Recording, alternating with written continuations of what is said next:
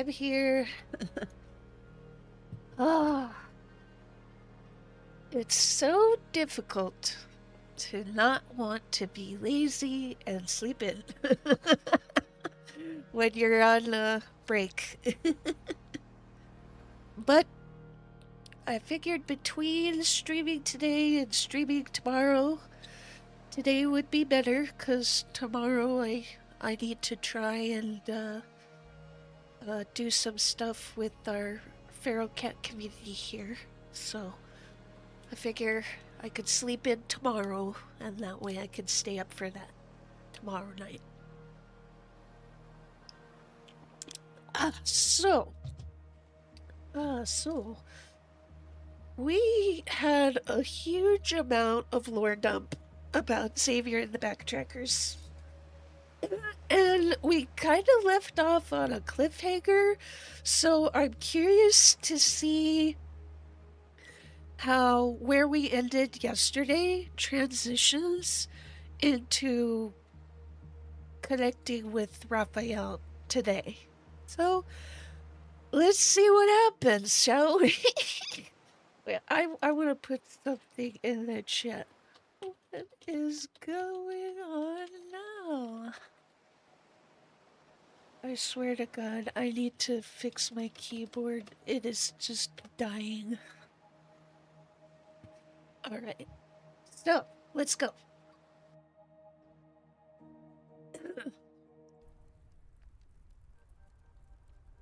After entering silence mode, Echo is no longer defended by the system, so Xavier transfers it out of the central panel. When I return to the vicinity of the Holy Sword of the Goddess, I realize No Hunt Zone number 39 is surrounded. Captain Jenna, the data shows there's a barrier around the magnetic field overlap behind the monument. It's not a wall built with the energy that's currently in the environment. It's more like a piece of space has been cut out. What do we do? Outside the secluded zone, the Association has already set up a temporary outpost. Jenna's gaze moves from the console and lands on the giant monument that stands in stark contrast against the modern buildings. The barrier's energy distribution is uneven. Prioritize finding its weakest points. Simone, what's the maximum multiplier you can boost your rogue onto? 3. You said I can't exceed the safety. Raise it to 5. The multiplier can go up to 8.7. As long as there's an energy source worthy of this baby, I'll blast this pile of rocks to the moon.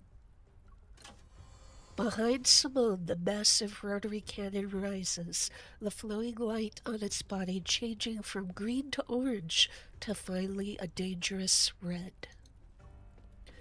I look at Xavier. After he nods, I grab him and run toward the unicorn's hunters. Captain Jenna, Simone, try this. I toss over a container and Simone catches it. It's made from an unknown metal. When she opens it, an ice blue cube is revealed. Damn, this looks Use the awesome. association stabilizers to lock onto the magnetic field. Force multiple points to synchronize with this area's energy fluctuations. They should have just given her the text if they were going to have her say a line. The barrier will have a momentary resistance to them. Then, weak points will appear. Attack immediately. Unsurprised, Jenna looks at Xavier. Then her gaze falls on me. I'll mobilize the entire fire support of unicorns. But once this is over, I need both of you to provide a report. The perimeter support is sufficient. Don't let other hunters enter this magnetic field overlap. Unlike the others, this place isn't harmless. Let's go. I'll get you some of my latest gear. You'll deal lots of damage and be well protected. Simone wraps her arm around my shoulders and starts heading toward her mobile armory. Actually, the cannon's multiplier can go up to 13.2. Don't tell Jenna.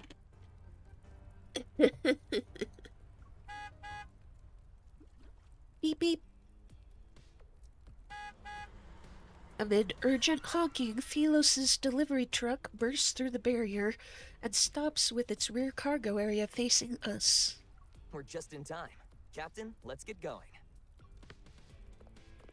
Jeremiah jumps down from the driver's seat and quickly opens the doors in the back. After 100 years, the backtrackers are finally working together again. We have to make it official. Among the vibrant flowers and pennants, two mannequins are wearing brand new combat uniforms. One male, one female. Ooh. Ta-da! They're brand new Lightseeker uniforms. These are blessed equipment that enhances your strength in combat. I put my all into restoring them. Huh? I exchange glances with Xavier. My bewilderment and helplessness are reflected in his eyes. Sullivan rubs his forehead, shakes his head, and places his hand on Isaiah's shoulder. Isaiah crosses his arms, leans against the vehicle, and rolls his eyes while pretending to look at the clouds. Peasants and their sense of ceremony.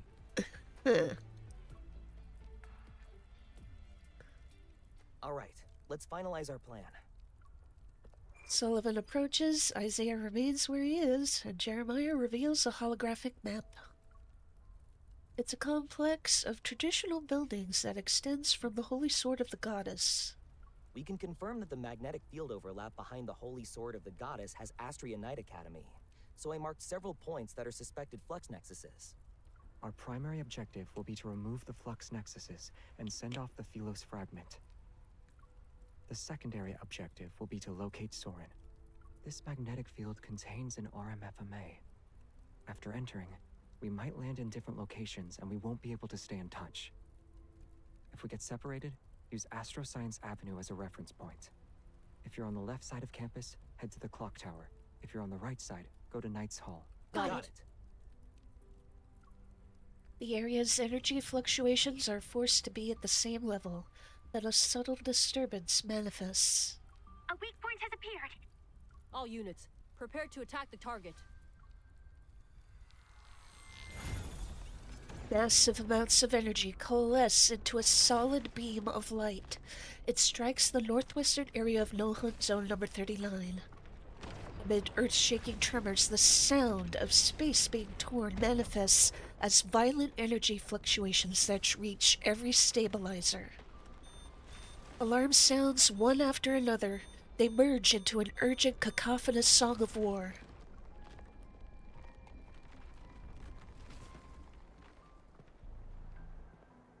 Walking through familiar scenery is something Soren has yearned for over the past 200 years. Distant buildings cast jagged shadows in the unstable space. They're like chaotic omens of a dream about to end. In front of the square, several backtrackers have gathered. All of you are early. It seems you're just as eager as I am to go home. This isn't home! The summoner finally makes his unhurried entrance.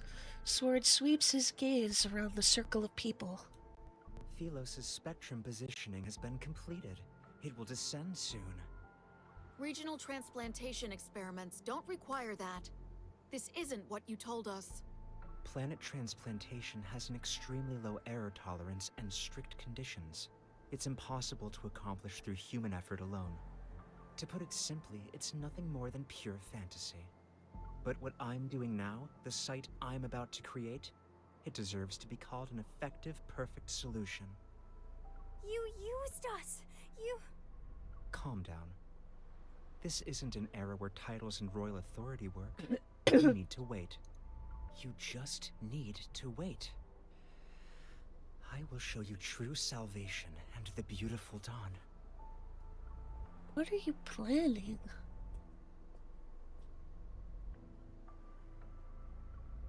Soren has already left. His recent declaration is just an announcement. He didn't answer any follow-up questions or address any doubts. The backtrackers' expressions are indifferent. They blend in with the old street scenery. Do you think Soren can do it? Or has he gone mad? Doesn't matter. The ground beneath our feet and the scenery around us are proof. Proof of what? That he can paint a picture? If this is Philos, then where are the people? Why is it only buildings and objects? Entities without a life force are the easiest to bring over through the energy exchange. Soren said, this is only temporary. Do you really believe what he says? Even when he has never seen it himself? Have you considered another possibility? Perhaps the Philos he summoned is nothing more than an illusion. Right? Deathly silence envelops this space. The thought wrapped in an elusive cloak is injected with lethal poison. Everyone trembles. Maybe everything we've done was a waste of effort. We took the wrong path. You think? We can't change anything, let alone move.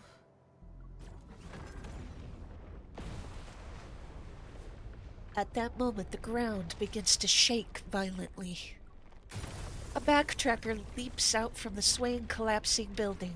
When she sees what appears, her pupils contract. The sky. What? There's a crack in the sky. All gazes follow her finger. They collectively turn toward the distant corner of the sky that has been torn open like a massive wound.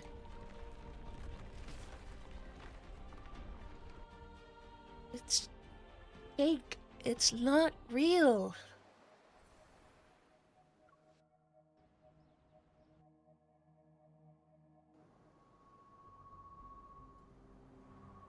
Within the incomplete Astrian Light Academy, fluctuations appear in multiple locations.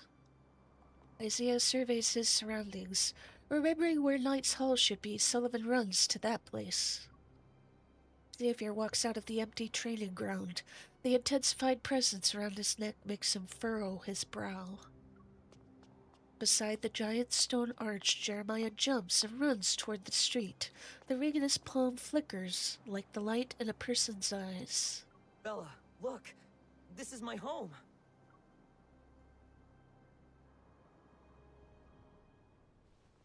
When I open my eyes, I use something with a marble-like texture to steady myself as I stand.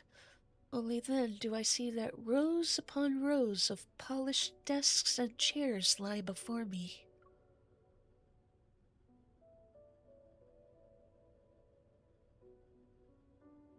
This looks like a large classroom. Pristine white walls are tall. On either side of the podium's stone steps stand two knight statues. Each wields a great sword. Phantoms wearing the knight's uniform seem to appear among the desks and chairs. They materialize in the central area used for sparring. The Moon Chaser's house. I never heard this name before, but it feels familiar as it flows from within my heart. But as a bell rings from outside, those figures tremble and fade. They transform into countless stars above the classroom. Wonder what they teach in Philos. Did Xavier sleep in class when he was in school too? Nearby, the silhouette of a tall, slender building quietly stands. It pulls my thoughts back to the meeting from 10 minutes ago. That must be the clock tower. A shrill shriek suddenly echoes through the academy as several aircraft with different designs emerge from somewhere unknown. Multiple ports for weapons reveal themselves on their undersides. There's a flash of red light as they fly toward the breach in the barrier. Ever? I guess Soren is here. Based on Astrian Light Academy's unique characteristics and this magnetic field's distinctive barrier, Xavier deduced that Soren would most likely be hiding here. And wherever Soren is, there will inevitably be other backtrackers and even Ever's accomplices lurking in the shadows. It'd be great if we could handle everything at once, but first things first. I need to avoid these aircraft and regroup with the others.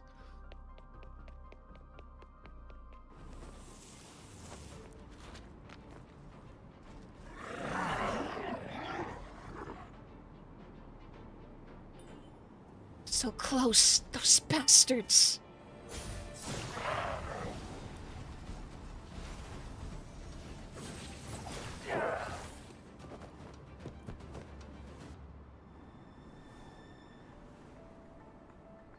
My hero. Savior, a straight-A student back to school? I'm not the only straight-A student doing that.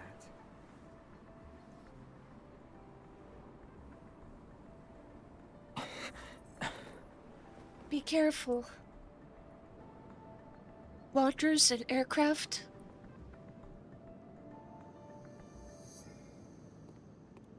Soren really went all out. The backtrackers should be here. They haven't appeared yet. I found a nail. The suppressor?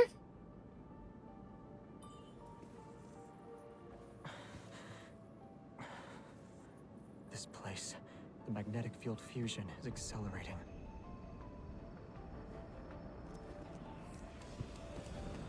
Search well. The backtrackers. Hide and don't move. I'll hold them off while you find a chance to.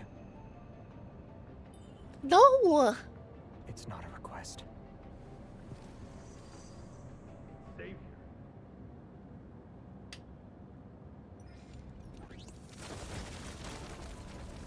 Wait, she's also here. Go. Don't be stubborn.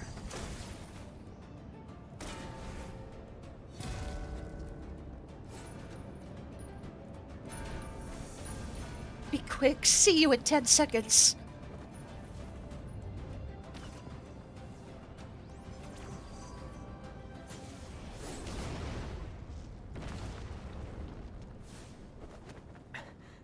Right on time.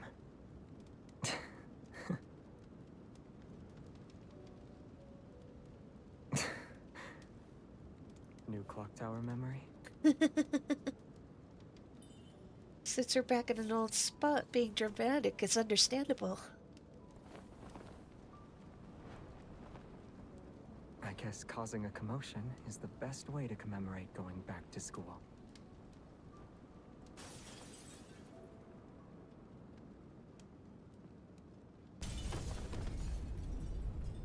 Bodies plummet at breakneck speed and crash into an empty corridor along with the stained glass.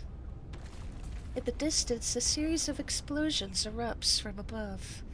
Firelight streams through the broken windows and casts a glow on the far end of the hall. Soren. A wooden bench sits in the gloom. Soren rests on it, his gaze fixed on the wall ahead. Countless nameplates are embedded in the stone. They're flanked by extinguished light pillars that once bathed them in brilliance.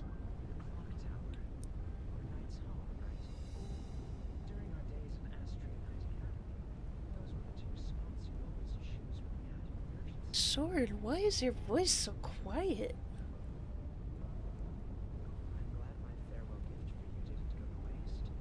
What did you do to Knight's Hall?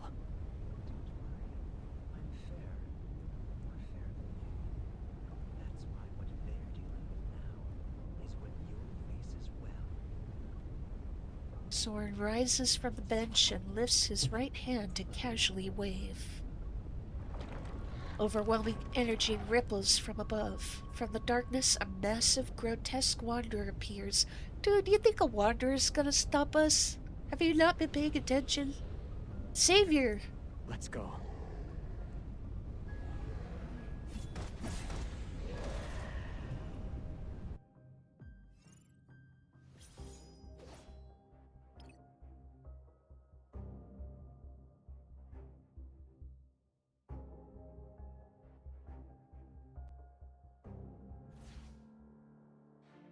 I'll send it back to its world. This one might be a... It's time. Watch out.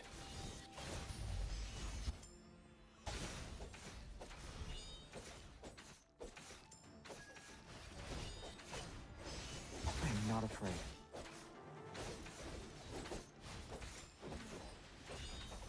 Comet trail! The enemies are weak. Now's our chance. Be careful not to get hit.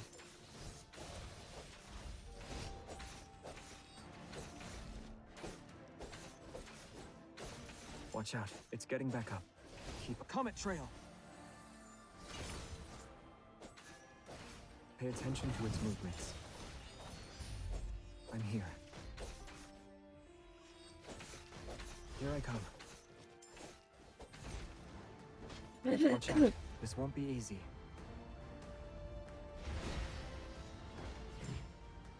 Its original form is in the mirror. It won't attack.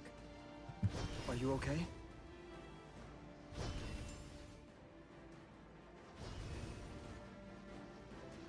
Find the mirror it's in and break it. Be careful not to get hit. It's okay. Now it's my turn. We must always point in the same direction. It's time. The enemies are weak. Now's our chance. I am not afraid. Take it down, Xavier! End it.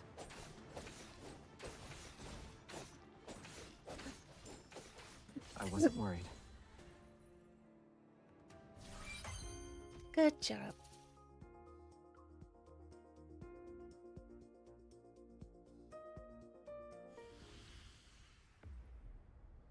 The Wanderer collapses to the ground. Energy particles cascade like a waterfall as they dissipate. The faint, flickering glow dimly illuminates a nameplate on the wall. A light more blinding than fluorescent glow flashes before the wooden bench. The blade pierces Soren's clothing just below his ribs. It grazes across his waist as it pins him to the ground. He's forced to kneel. Astria Knight Academy's Flux Nexus. Tell me where it is. The passage has already been opened. Soon, I'll take everyone home. You're making shit up! Philos' descent can't be stopped, Xavier. No matter how powerful you are, you're still a human. And humans can't play tug-of-war with the power of an entire planet. Humanity's strength is more than enough to bring you down. Isn't it pointless? Isn't the self-destruct module in the suppressor pointless? The self-destruct module? When you modified it, you intended to use it at a critical moment. Isn't this the perfect time? You think I won't activate it? Defiant, Soren forces himself to stand. He's clutching a chip between his rigid fingers. I rush forward, but when I see Xavier shake his head slightly, I force myself to stop. What are you waiting for? I'm waiting for the last moment. I'll let you witness the moment of my victory. I saved Philos when no one else could. I killed the unkillable Xavier. These represent my crowning victory. You didn't do any of that. I'm not going to wait with you. Activate the self-destruct module or die by my sword. Xavier, what are you... Pick one. His fingers nervously twitch, the chip deforming several times, yet it returns to its original shape when his grip loosens. After several breaths, it's unclear whether he'll be destroyed by the pressure or Xavier's sword. I hear a soft clink. The chip is on the ground, yet the sound of its fall is clear and distinct. You're not as insane as you think you are. Don't look at me like that. You two and your teacher. You looked at all of us with that same expression. It's as if commoners like us were worthy of encouragement once we entered the Astria Knight Academy. As if we deserved some pity. My teacher? Someone who dedicated everything to a corrupt royal family. Someone who can't see how commoners bear the burden of Philos' sins. The grandest knight of the kingdom and Astria, bathed in glory, a role model I admired and revered. A rotten Philos like this is beyond redemption. Xavier's silent figure suddenly turns fierce, but when his blade presses down, he restrains his anger. He was the type to prepay tuition for students with financial difficulties. Have you forgotten what you said when you first entered the academy? I still had faith back then. I believed in you, him, the king, but all of you destroyed our trust again and again. Even the backtrackers never treated me as a real member. You used to be the smartest person in the backtrackers. Of course, you don't need to tell me that. The backtrackers aren't a squadron of knights. We didn't recruit people based on the roles they could fulfill. You have a mind that surpasses most. Yet you were willing to conduct feasibility trials for our undeveloped ideas. Maybe you forgot that the people who invited you to be our companion were us. So what? Isn't it more ironic that you're bringing this up now? You were the first to invite me, and the first to cast me aside. And now, I can do what you can't. You still don't get it. The Wanderer's dying shrieks echo from the other side of the magnetic field. My tense body finally relaxes. Looks like the other's battle has ended as well. Xavier turns his head slightly and glances outside. His gaze is serene. The backtrackers don't lack strength. They don't lack wisdom either. What everyone needed was a companion on the same wavelength, not a nifty gadget. You didn't need to prove that you were a useful tool. Savior, are you throwing pity at me again? I hate the way you look at everyone. It's like they're nothing but nuts. You... His aggressive words are cut short by a heavy blow. Xavier tosses the unconscious Soren onto the bench and cleans his sword. Oh, Soren's lost it. I doubt we could get anything useful out of him. The magnetic field here is too chaotic. My evol can only faintly sense the flux nexus. Let's try following Jeremiah's lead instead. No need. I think I know where it is. Somewhere important to him? A flat, wide avenue stretches in front of the clock tower. Knight sculptures holding long swords stand on both sides. I can't remember its name, but my body recalls the sensation of running here countless times. I hear footsteps behind me. It's Jeremiah and the other two. They're looking somewhat worse for wear. There was some big guy ready to ambush us in Knight's Hall. Good thing the three of us aren't pushovers. We killed it. Good job. Only Sullivan and I were doing the fighting. I threw a bunch of bombs at it. They served as a distraction. We checked 2 possible flux nexus locations along the way. Neither of them were real. After confirming that none of them were seriously injured, Xavier nods and turns toward the end of the long street. Astria's flux nexus is the holy sword of the goddess. Ah. What? Soren, that damn mutt. How much humiliation do we have to go through before he's satisfied? Wow, the most dangerous bomb was hidden in the safest place all along. Let's go. We'll destroy it and send Astria back. Wait! Xavier! Are you really going to destroy the monument? Can you still call yourself a Grandest Knight? What are you expecting, dude? The Holy Sword of the Goddess isn't just a symbol of Astria Knight Academy. It's the royal family's greatest honor. Have you forgotten what it represents? It can be rebuilt, bro. Calm down.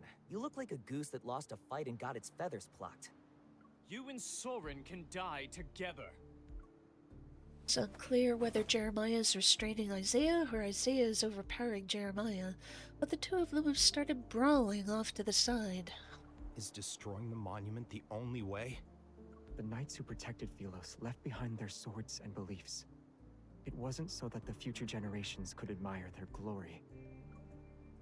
The only legacy the monument must remember is the duty to protect. Destroying it is also for that sake. I understand. It can be rebuilt. Just I have no objections.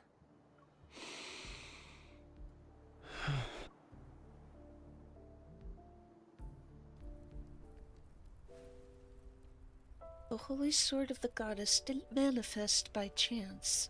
It serves as an anchor point for the magnetic field in no hunt zone number 39, but its energy is too strong. The monument from within Astria seems gentler. Energy condenses into a halo that surrounds it. Xavier takes my hand and we walk toward it. From now on, the Sword of Traceback doesn't serve kings or nations. It fulfills one's choices. The choice you made. Xavier, whatever choice you made is the best one. He tightly holds my hand, then his grip loosens, his gesture shifting from firm clasp to gentle support. Even as my palm touches the monument, Xavier doesn't let go. Instead, he covers the back of my hand. Together, the Holy Sword witnesses us. Let it rest, Your Majesty. Wrapped in energy, I can no longer hear his whispers, despite how close he is. But I understand that it's time.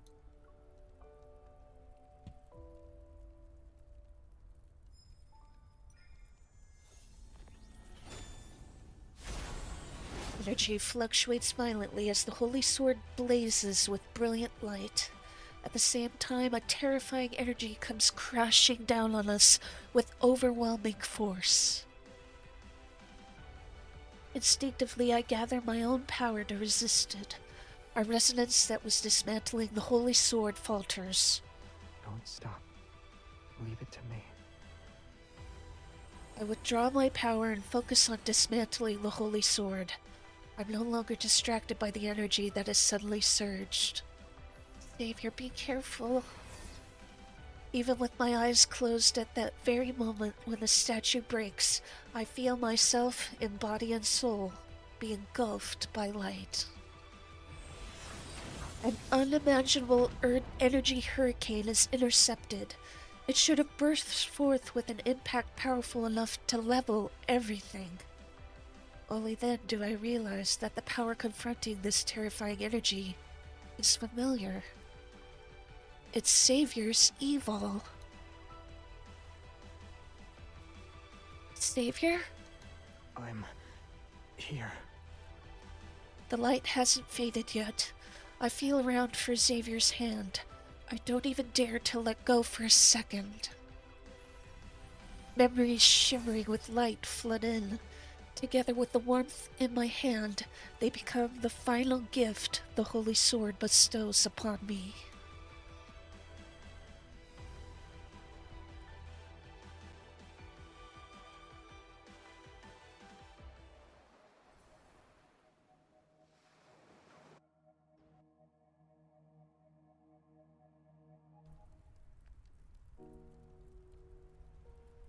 It's not until the no-hunt zone's distinctive smell penetrates my nostrils that I open my eyes. The first thing I see is Xavier's pale complexion and his bare neck. Are you okay? Your suppressor. The energy blockage caused by the planet's descent being interrupted was enough to destroy all of Lincoln. I had no choice but to use brute force. And I can only use that power without the suppressor. I can thank Soren for this. Otherwise, it would have been impossible to easily destroy the suppressor. With my support, Xavier stands up and leans on his sword. The pained furrows in his brow are quickly smoothed out. The Holy Sword has dissipated, and the others stare blankly at Astria Knight Academy as it slowly cracks. But as Xavier raises his sword to his chest, the others immediately become solemn. By the stars above. Jeremiah, Isaiah, and Sullivan mimic his pose as if in silent mourning. Yet it's also like a solemn salute. In the 215th year since leaving our homeland, Operation Backtrack's second protocol has failed due to force majeure. Traceback 2's core has been destroyed. A return voyage is impossible. Our next step is to initiate the third protocol. Oh. We shall seek the power of limited backtracking to ensure Philos returns to a time when its core had yet to be extinguished. The last traces of the magnetic field disperse. The energy fluctuations are also quiet. With the stars as our witness, and light-seeking as our testament, we swear before Astria's glory, we have never betrayed our original purpose. We have never betrayed.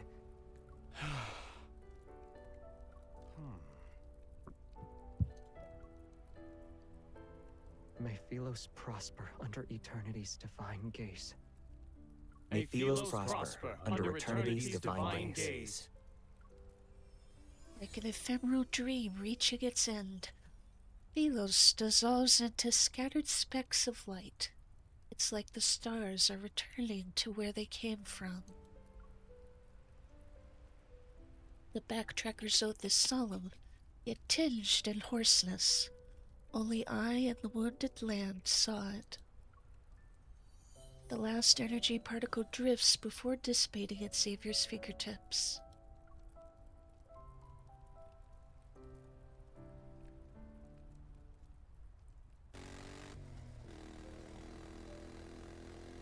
Tires scrape the ground and stir up wind as a somewhat weathered 310 HM carries me and its driver through the city's long streets.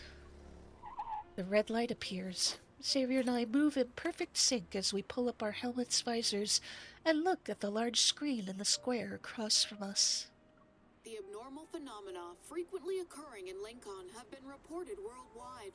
No casualties reported as of. The large-scale energy fluctuation from 3 days ago was not a Wanderer outbreak. Experts believe it might be related to the Deepspace tunnel. Pedestrians discuss among themselves, which gives rise to more urban legends. They're unaware that it was a heart-stopping night.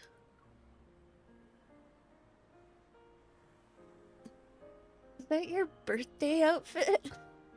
The abnormal magnetic field hasn't completely disappeared. No matter how powerful Soren is, he couldn't possibly cause a commotion this big. He probably just took advantage of this anomaly. How is he? Is he still refusing to talk to you guys? Yeah. Don't worry. Isaiah will keep a close eye on him. Light's about to turn green. He pulls down his helmet's visor, and I can faintly hear him muttering about why we're not using my new motorcycle instead. You promised to let me collect the whole HM series. Surely the talented Crown Prince of Philos, Grandest Knight, and Star Hunter's Prefect wouldn't go back on his word. I'm blaming Isaiah for this. You better stay away from him.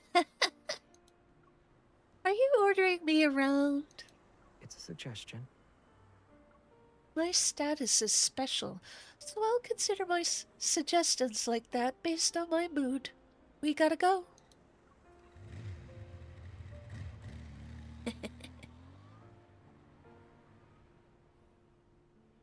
Within No Hunt Zone number 39, hardly any traces are visible, aside from the impact caused by the Holy Sword's energy burst. Looking somewhat melancholic, Xavier crouches down and touches the grass. Yes, Xavier.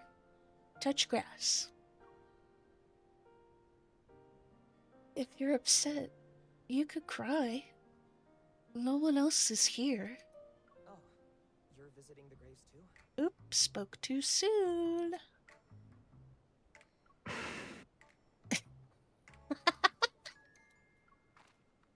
Cleaned up, the familiar small truck looks brand new. 2 people get out of the vehicle, and each of them is carrying 2 pots of fresh flowers. Whose graves are you visiting? For the homeland I can't return to. Of course, visiting the graves isn't the right way to put it, but I can't think of anything else right now. He's the one who insisted on being here, not me. With 2 more people and several more pots of flowers, the no-hunt zone now looks like a campground. Jeremiah is curiously walking around the pile of scorched earth that was left behind by the monument. There seems to be something here. I can't pull it out. Sully, come here. Sully. As Sullivan reaches into the pile, Xavier and I move closer. Puzzled, we watch. The soil is moved away to reveal a section of metal. It doesn't look new. Hold on a sec. Sorry, I just didn't want to cough too loudly in your ears. Sullivan is having trouble too? Let me try. We might have missed a flux nexus. I'll handle this. When I place my hand on it, Xavier has already reached out. With a single touch, I can feel the soil around the object loosening. Xavier frowns and places his hand over mine. Together we grasp the metal and strain to pull it out.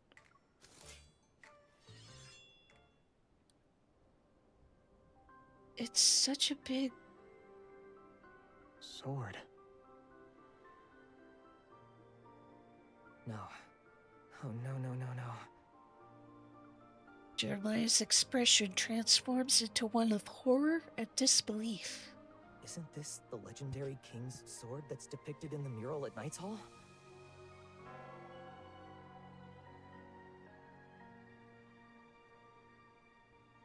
At the end of the universe's collapse, dawn's light lingers in darkness. To you, O Philos, cradle of the stars and the graveyard of souls. Here, hold on, I want to save this. At the end of the universe's...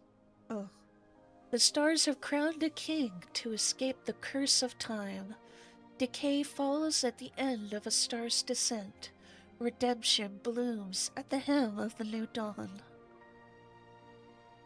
And that light is eternity.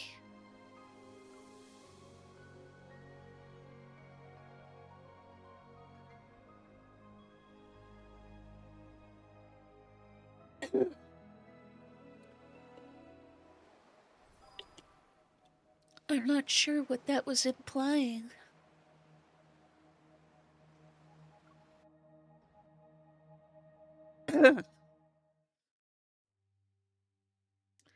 The abnormal magnetic fields in Lekon are rapidly diminishing. The situation's threat level has been downgraded from critical.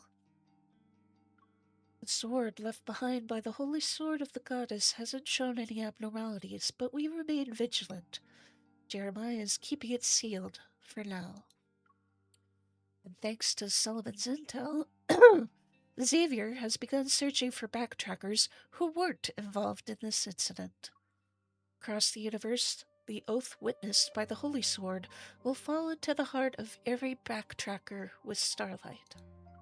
According to the reports, Taurus recently discovered a fragment of a mysterious relief depicting a human face on Wave Chaser Island. It's just off the coast of Verona. Experts from the Institute of Cultural Artifacts have concluded that the relief fragments most likely belong to the underwater ruins that were discovered in 2034. After a decade, relics supposedly from Lemuria have resurfaced, which have sparked intense online discussions. Experts state that further verification is needed to confirm whether the fragments truly belong to Lemuria. Speaking of which, does Lemuria actually exist? Many years have passed since the initial discovery, but the research hasn't gotten far. Maybe Lemuria is a seed from an alternate dimension. Aliens are implanting their civilization into Earth.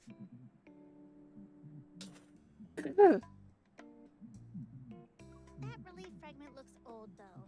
Do aliens like that? According to the analysis, there's a 34.3% chance it's from an alien civilization, and a 58.8% chance it's a Lemurian artifact.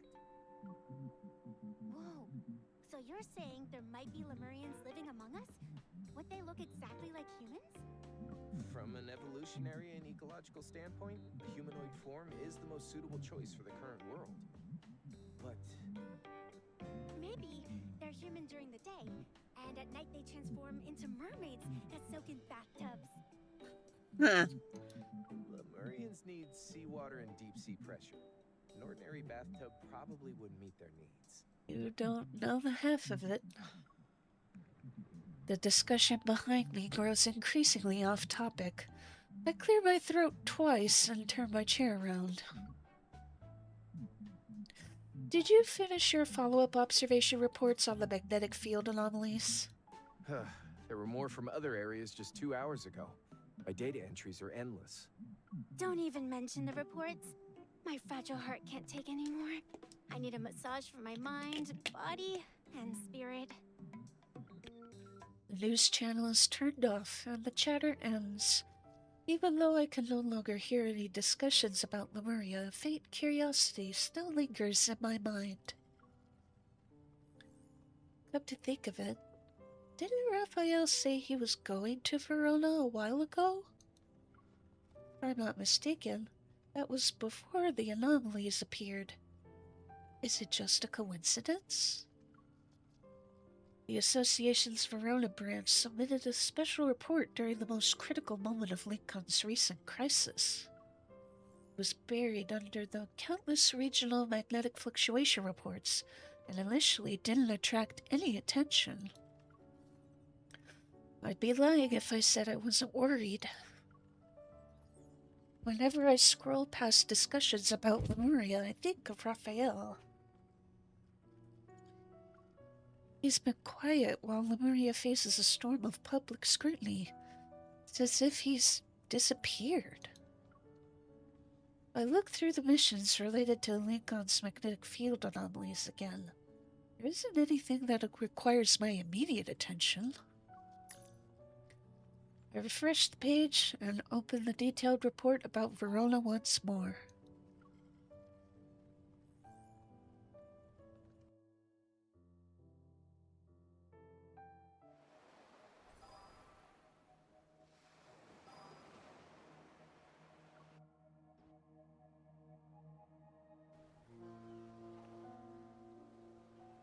Since Verona's offshore areas experienced unstable magnetic fields, transportation between Wave Chaser Island and the mainland has been suspended. I board the ferry prepared by the Association and facing the sea breeze call Raphael. The number you dialed is busy right now. Please try again later. This sounds too much like Raphael. Try again. The call has been connected. Raphael will serve you now. The operator needs to be fired. I started a video call, so why did you switch to a normal phone call? The signal here is terrible, which means video calls will lag. And what if you see me looking like a hot mess? You take a picture and make fun of me. Who's the one who started that, though? I'm just following your example. Anyway, did something happen? Why are you calling me? Why do I hear waves in the background? Good question. But first, why do I hear waves on your end? I knew I couldn't hide it from you, though. I was planning to call you after you finished work. I didn't expect you to beat me to it. You're at Wave Chaser Island, right? There's...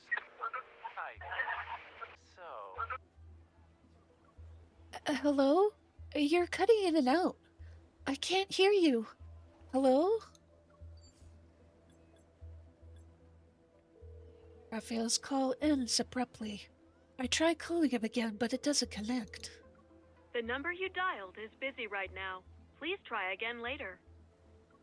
It's actually voicemail this time. Before I know it, the boat is already in the waters where the magnetic field anomalies were detected. Cell service disappears. I try opening several messaging apps only to see that the network is down. The impact is this severe? situation is worse than what the Verona branch reported. If the signal is completely gone, Wave Chaser Island will be isolated from the outside world. And if there's an emergency... Watching the signal bars fluctuate, my brow furrows. I look at the somewhat artificial island that's visible in the distance. The wind and waves are intensifying. Firstly, I'd leave a message telling someone what's happening before I lose signal. We have arrived at Wave Chaser Port.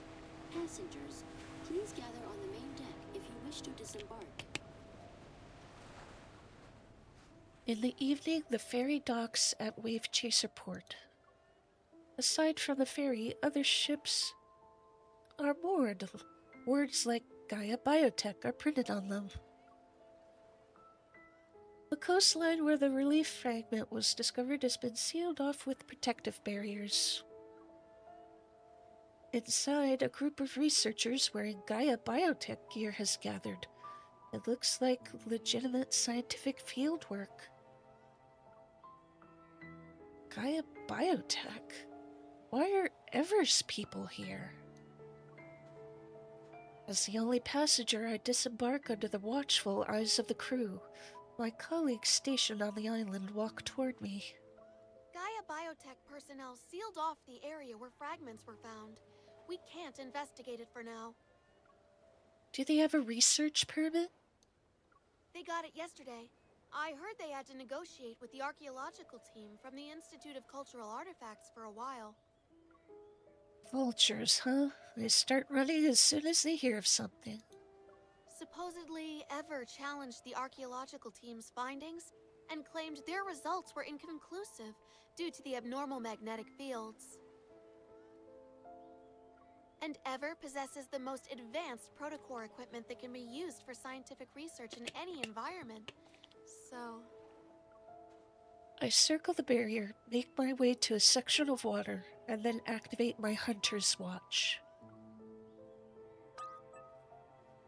The readings hover at a delicate threshold and slightly increase as I move closer to the ocean. The magnetic fluctuation's focal point isn't on the shore. In coastal areas, anomalous situations at sea aren't uncommon. We have plenty of experience dealing with them. However, this one is unusual. What everyone's most worried about is whether there's a risk of triggering tsunamis and other disasters. It's possible. Have hunters from your branch recently collected precise measurements from the sea? Gaia Biotech closed off the relevant zone for that. They claim it's necessary for their scientific expedition preparations. Really? Do they have that kind of authority? It's mentioned in their permit. Then abnormal magnetic field readings are stable now.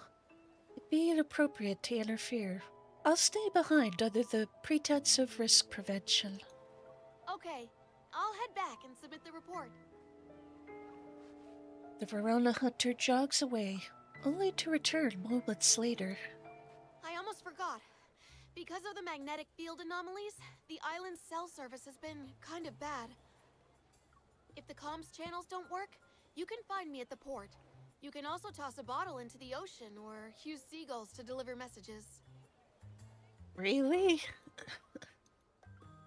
She leaves with a laugh that perfectly captures the island's unique charm. I slowly raise my head to look at the seagulls circling overhead. How am I going to contact Raphael now? By seagull? I never tried it before. Well, here goes nothing. With no one around, I raise my hand and extend my index finger. I pretend to be a tree branch. 10 seconds, 30 seconds, a minute. The seagulls continue to circle in the air and mock me with their harsh, grating squawks. I lost my mind. Seagulls won't land on trees. I should have pretended to be a rock. The seagull's laughter becomes louder. Do I have to throw him a message in a bottle? As I struggle, the seagulls suddenly adopt a formation and fly behind me. I watch them as they move. Hello! Waves lap at my heels. The seagulls dive down and the shadows cast by their wings sweep across his hair and eyelashes. They delivered your message ages ago, cutie. Raphael snaps his fingers. A perched seagull picks up something from his palm before departing. Why did they land when you pretend to be a tree branch? You don't need to go that far. Just feed them. I've been doing it for 2 weeks, and even the super dumb seagulls know obedience means getting food. I act as if nothing happened and quickly walk to him. How long have you been standing there? Ever since you decided to be a cute tree branch.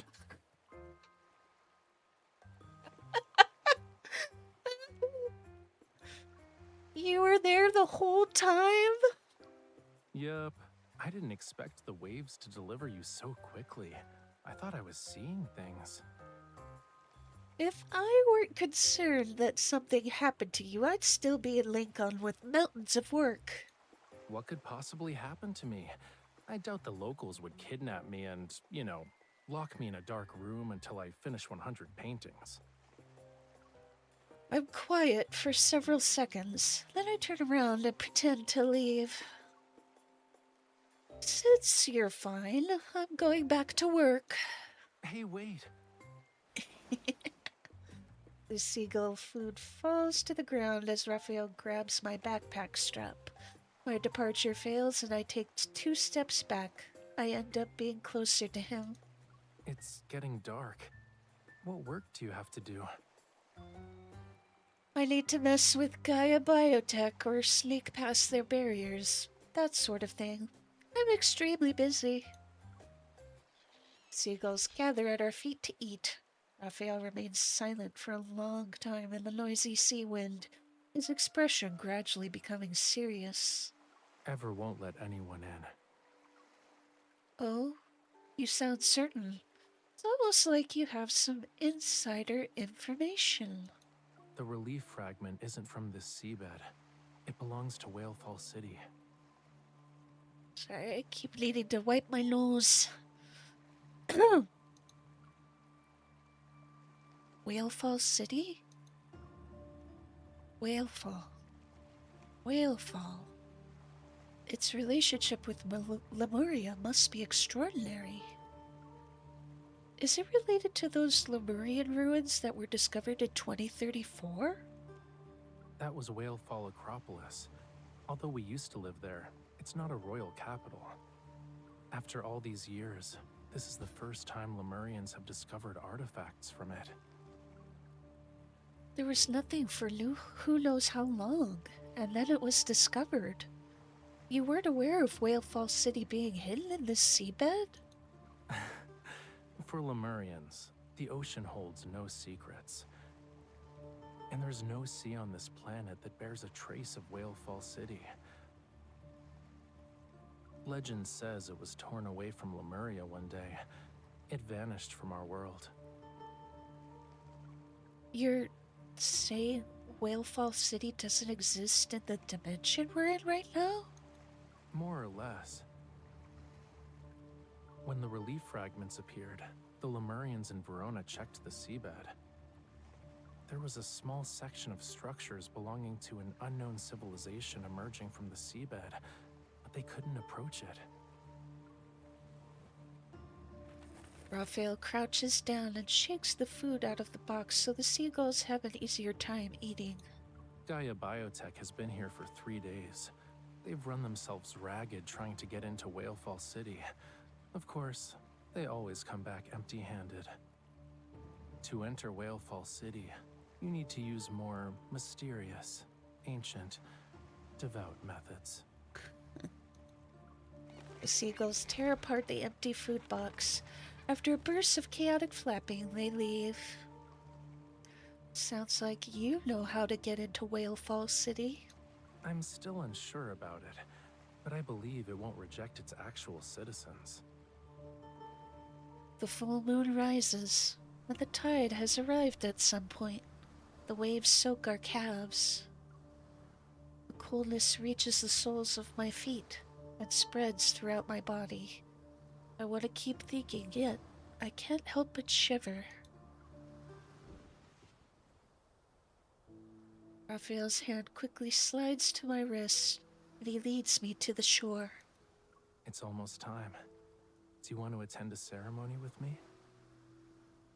Now? Yes, now. Raphael brings me to the car beside the road, opens the passenger door, and places his hand against it. He tilts his head as if to invite me. It's a remarkable ceremony in various myths, and maybe it's perfect for the legendary Whale Fall City.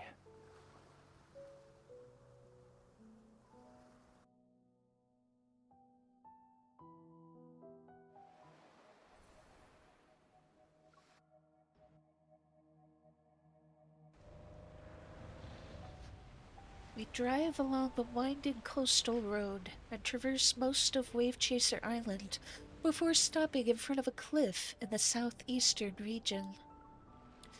Waves release thunderous roars as they crash against the rocks.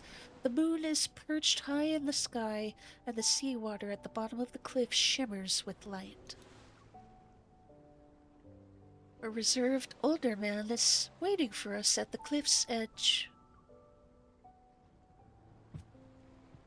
He looks familiar. I feel like I've seen him before. Is the Sea Moon ceremony ready? Yes, we're just waiting for you. After responding to Raphael, he turns to me and holds out his hand to express friendliness. I'm Raphael's butler. We met at the antique shop. That's right. An antique shop? I shake his hand, and the scene before me overlaps with an image from my memory. This was the same hand that gave me change when I visited an antique shop. Raphael and I traveled to a peninsula during that trip in summer, and I wandered into an antique shop. I thought it was an ordinary store, but the owner was actually Raphael's butler? My apologies. I wasn't able to reveal my true identity during our first meeting. But please believe me when I say that I and many other Lemurians are genuinely delighted to meet you. I'm about to say it's okay when Raphael cuts into our conversation. He's saying he doesn't need to keep secrets now, so he can welcome you properly. I run an antique-themed bed and breakfast on the island. The scenery is lovely and the food is good. Why don't you stay there tonight? Following the old butler, we go down the path and reach the coast.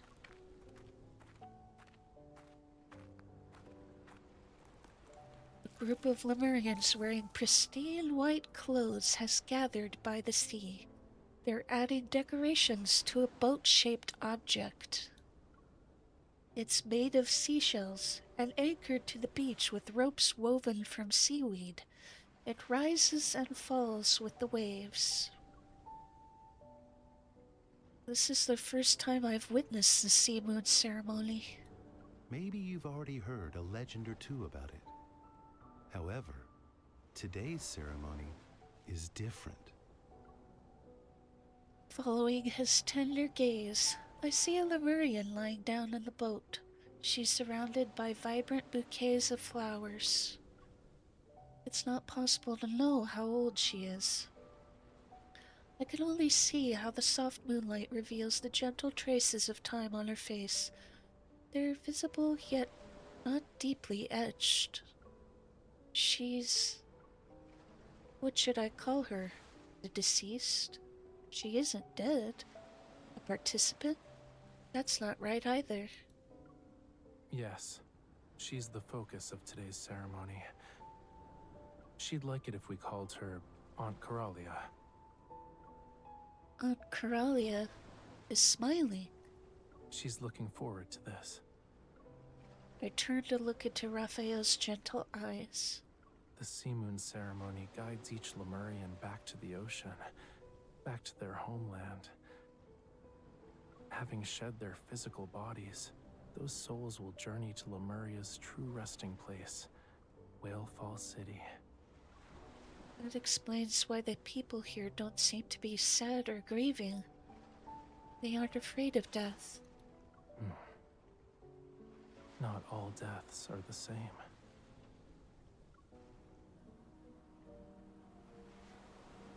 Soft chanting rises from the crowd, and it's quickly drowned out by the howling sea wind until it's barely audible. But the pearls and seashells adorning the boat hear it.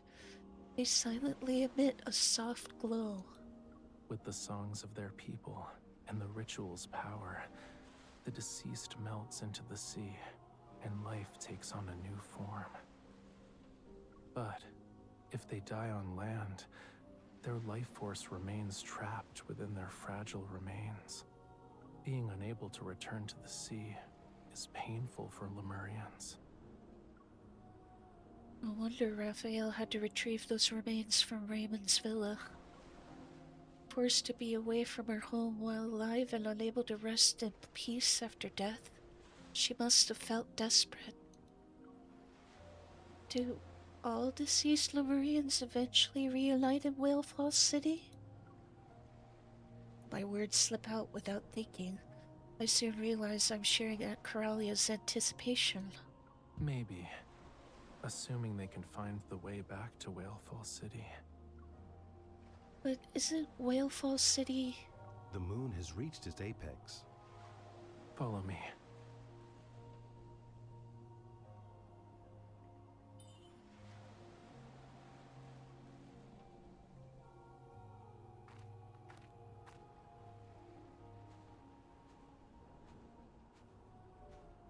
Raphael leads me by the hand, and we reach the shoreline. Then he walks to the boat's bow. He raises his hand that holds a bouquet. A gentle flame is ignited in the light's darkness. Enveloped in fire, the flower buds rustle and tremble. Their wave-like petals unfurl one after another.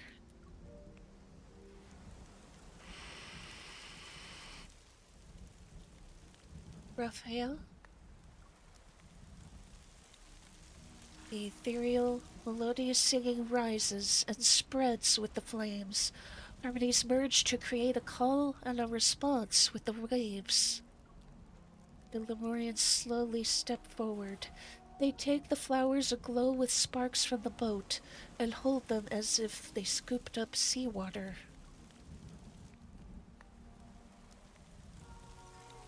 Following Raphael's gesture, I approach and receive a handful of vibrant flower petals from him.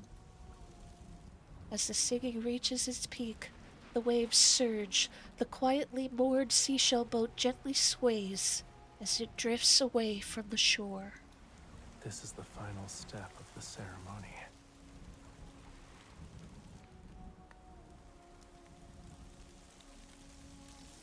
He supports my hands as dark blue specks of light rise from the flower petals. They converge into a watery orb of light. When the blessings of our people connect with the ocean's will, Whalefall City opens its path to the children of the sea. May the wave letter guide her. May the wave letter guide her to find rest in Whalefall City. May she be reborn in a wave's embrace.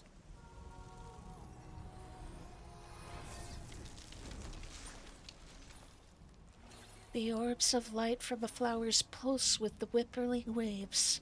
They transform into fish that swim around the boat as it drifts toward the sea. The waves carry the petals as they collide and gather. On the dark seawater surface, they converge to form a bright, gentle path.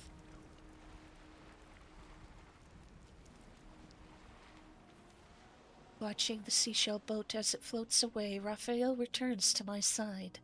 He answers the questions I asked before the interruption. The last person who saw Whalefall City died over 1,000 years ago. And as I said before, Lemurians aren't certain if they can return. Despite that, people still believe in the Sea Moon Ceremony's legend? It's been lost for centuries, but Whalefall City is where every Lemurian heart yearns to be. It's the place where our souls ultimately rest. Over countless years, this yearning gradually transformed into a comfort as intangible as a dream. So, today's ceremony is different. Since Whalefall City appeared, can Aunt Coralia's soul really return? That was her final gift to us, and it's her dying wish. There was still some time before her Sea Moon ceremony would be officially held, but she couldn't wait any longer. She wanted to test whether the path back to Whalefall City still existed. The scent of petals lingers around Raphael, and the sea breeze has tousled his hair and concealed the flickering emotion in his eyes. The singing hasn't ceased. The Lemurian's chants ripple like fragile waves and stir the moonlight reflected on the water. Should she return, the wave letter will bear her echo home. Will the boat reach Whalefall City? I close my eyes and etch the sound of the surging tides deep within my heart.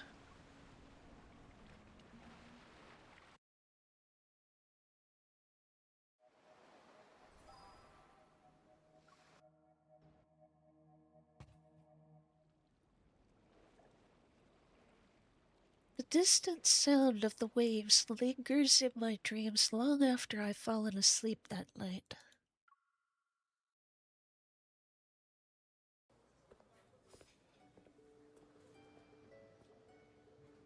The next morning, I meet up with Raphael in the antique-themed bed and breakfasts restaurant.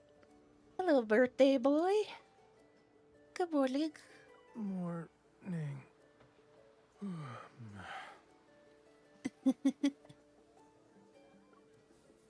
Raphael looks like he didn't sleep well. His yawning is like a fish blowing bubbles. I like his little brooch. Musicians are playing classical music in the lush courtyard as servers in the restaurant restock seafood and fresh produce.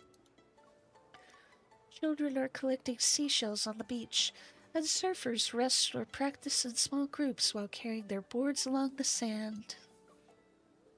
The turmoil of the outside world doesn't seem to affect life here. On Wave Chaser Island, there's only harmony, freedom, and flowing vitality. This restaurant has been part of the bed and breakfast for years, you know. On Wave Chaser Island's restaurant list, it's in the top 3. You should try more of their dishes. The waiter hands me the menu, and as I flip through it, I reveal a knowing smile. I figured it'd all be seafood. The front pages are just standard dishes. If you want to try the specialties, you need to go to the back. Freshly caught crab? What kind of dish is that? Do you see the beach down there?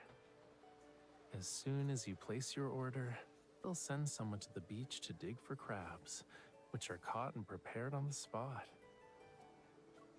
They're very dedicated. I think I'll stick with something more ordinary. It'd be a little impolite to disturb crabs early in the morning. Raphael gives me a sly glance, flips to the last page of the menu, and points to the Lincoln Gazy pie. It's a pie with dried fish, and their heads are sticking up at a 45-degree angle. The eyes are seemingly staring at me from the menu. I heard my old butler left quite the impression when he first tried this dish. Was it good or bad? You'll find out soon enough. I wouldn't order it if I were you. A small head pops up by the window to give me a mysterious warning. I had 8 nightmares the night after I ate that. Hello, young man. Aiden. We should order one. Then you won't eat the other dishes we ordered. The boy shyly sticks out his tongue before walking through the main entrance. Children also attended the Sea Moon ceremony, but I didn't pay too much attention to them last night. Only now do I notice how Aiden has gotten taller. Out of all the Lemurians Raphael has introduced me to, Aiden holds the most special place in my heart. His father is a Lemurian, his mother is human, and Aiden himself is a half Lemurian who isn't very good at singing. Raphael, Miss, can I join you today? I promise I won't disturb you while you're doing important stuff. I'll be on my best behavior. Raphael and I exchange a glance, our smiles reaching our eyes, but we pretend to look reluctant. After breakfast, the Miss and I are heading out. We might encounter some danger. I won't be too close when I follow you. And if there's danger, I'll run away. This is the perfect chance for me to go outside. If I just sit around and do nothing, I might get too anxious and struggle to breathe. Huh? Aiden, are you in trouble? For a moment, the words Gaia Research Team flashed through my mind. I straightened my posture. Not exactly. Everyone else is waiting for a response from the Sea Moon ceremony, and I know the wave letter will only arrive when it gets dark and the tide comes in, but I can't sit still. The young boy hasn't experienced much of life's hardships yet. Only a faint, indescribable unease lingers in his eyes. I send Raphael a questioning glance. I'm not sure what his plans are for today, or if he'd be willing to accommodate the boy's request.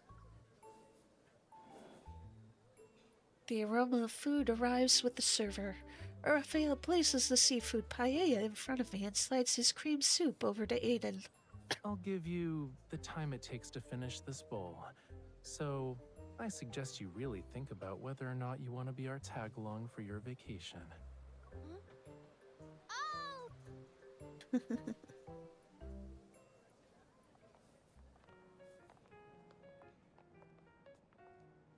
Unsure of which path to take, two grown-ups head out with the child and stand at the intersection. Didn't you guys have something important to do? Yeah, doesn't the sea god have something important to do? You're right. And doesn't Miss Hunter have something important to do? I can't help but feel a little deflated. I'm here as external support from the Association's HQ. I'm supposed to help the Verona branch analyze abnormal magnetic fields.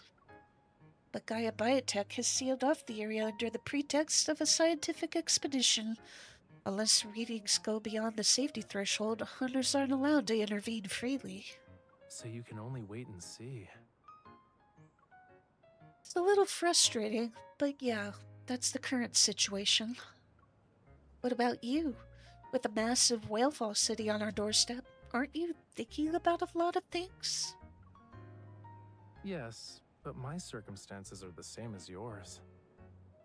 You're also waiting to see what happens? Why? Gaia.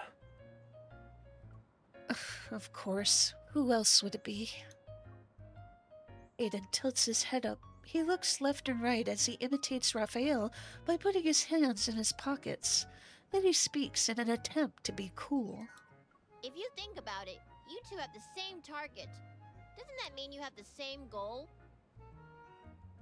Smart kid. You're a smart cookie. Raphael gently pats the back of Aiden's head and leads us away from the busy streets. We head to the coastline. Hunters can't freely interfere with Gaia's scientific expedition.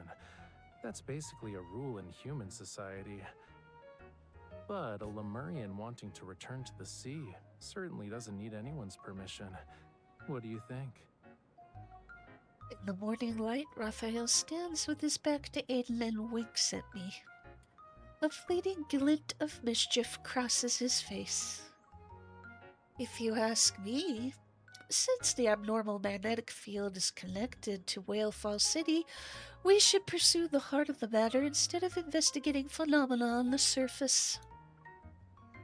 As a hunter, I can accept having my actions restricted and being forced to take a vacation. But as an ally to Lemurians, I should help when it comes to important matters like finding a lost capital city, right? Among the 3 people here, all 3 are clever.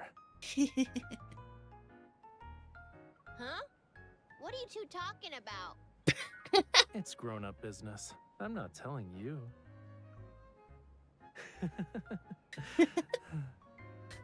Our knowing laughter floats away with the sea breeze. Seagulls flying at a low altitude respond with raucous cries.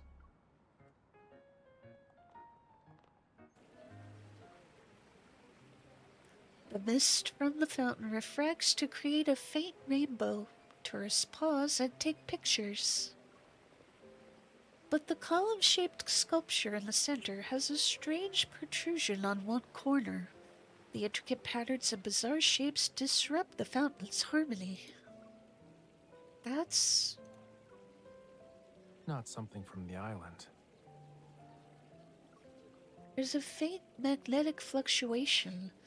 In abnormal magnetic fields, objects partially materialize and overlap with the original sculpture. It seems the underwater magnetic field does affect Wave Chaser Island, but very few people have noticed it. On the other side of the fountain, someone is dragged over a ladder and sits at its top. They're carefully examining the protrusion with a carving tool. This could be an opportunity to push past the sculpture's originally conservative style. The sculptor uses a scraper tool with modeling clay to fill in the sharp edges of the sculpture. He gestures in the air to visualize the work and is about to make the first cut. It's better to preserve some of those sharp angles. Oh? Ha! It's you! I was wondering who else on this island could have eyes sharper than mine. The sculptor, immersed in his art, finishes his greeting to Raphael before his gaze falls on me. He slightly raises his eyebrow. Our minds are always in an artistic perspective. It's boring and not surprising. Raphael, don't you think? Unconventional art needs non-artistic advice? Exactly. What, me? What kind of advice? City beautification or environmental considerations? I thought someone like you would be angry upon seeing this obliteration of art. Obliteration is one of many tools when it comes to art. Oh, I know! You need to balance order and obliteration. Without bothering with pleasantries, he's already tracing lines in the clay. The crowd of onlookers disperses while Raphael's focused gaze remains unchanged. He speaks as though he's in the middle of an inquiry and a casual conversation. You see it, right? That's a tentacle from Whale Falls City. Whether it is or isn't doesn't matter to the art. I made the choice to devote my life to pursuing the limitations of art. I believed that finding Lemuria's lost treasures would lead me to the end. But over the years, I realized how narrow-minded I was. As long as the world continues to turn, life will never cease to exist. And so long as life exists, art won't have an end. Order is a temporary framework. Breaking it forms the underlying essence of life's perpetual renewal. It's like... Lemurian's fate, to wander for all eternity. The freest fish in the sea can't stop swimming. Ethereal singing comes from some unknown corner. It pulsates with ceaseless joy, like a heartbeat beneath the island's tranquility. Let's go. If we stay any longer, he'll think our breathing is annoying. When Raphael pulls me around a corner, I finally look away from the statue. The sculpture looks disheveled, but his thoughts are surprisingly profound. He's like my grandfather. Raphael, do you have a last wish? Huh?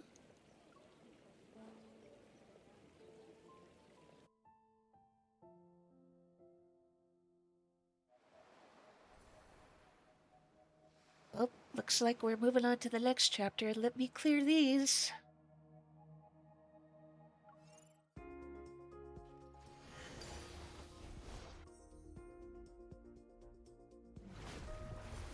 There we go.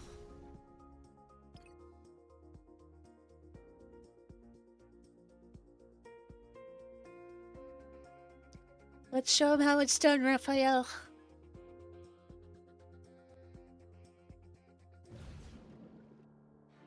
The sea doesn't tolerate insults or sacrament. The tide's judgment.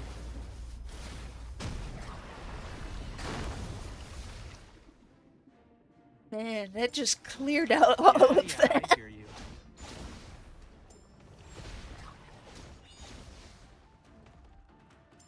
Just insta-spanked. The tide's judgment. Ripples in a breeze. A drop in the ocean.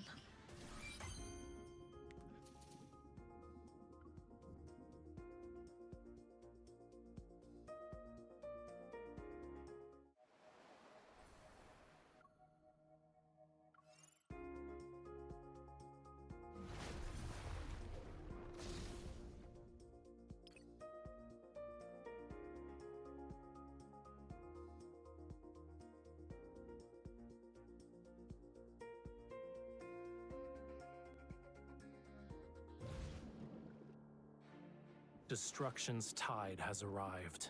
The tide's judgment.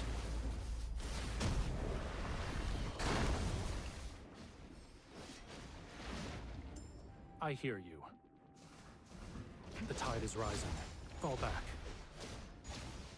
The tide's judgment. I have to admit, I love that his colors are like mine. You were too close to it. In the sea's name, I will protect you. Ripples in a breeze.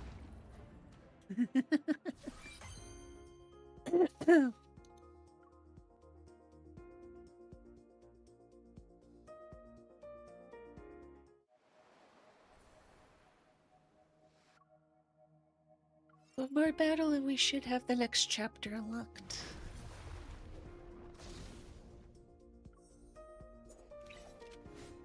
Nope, nope, nope, nope, nope. We're sticking with the merman.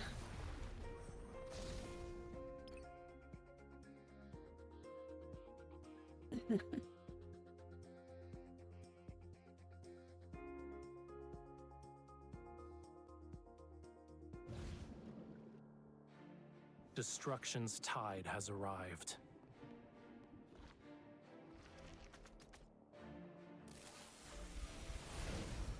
The tide's judgment.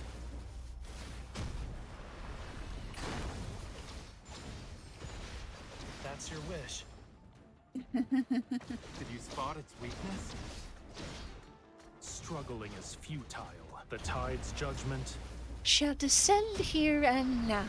Here's our chance.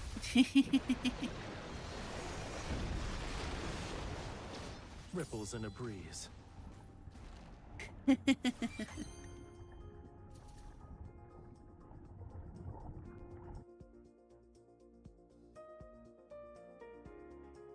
All right, this should let us go to the next chapter. Wow, look at that background.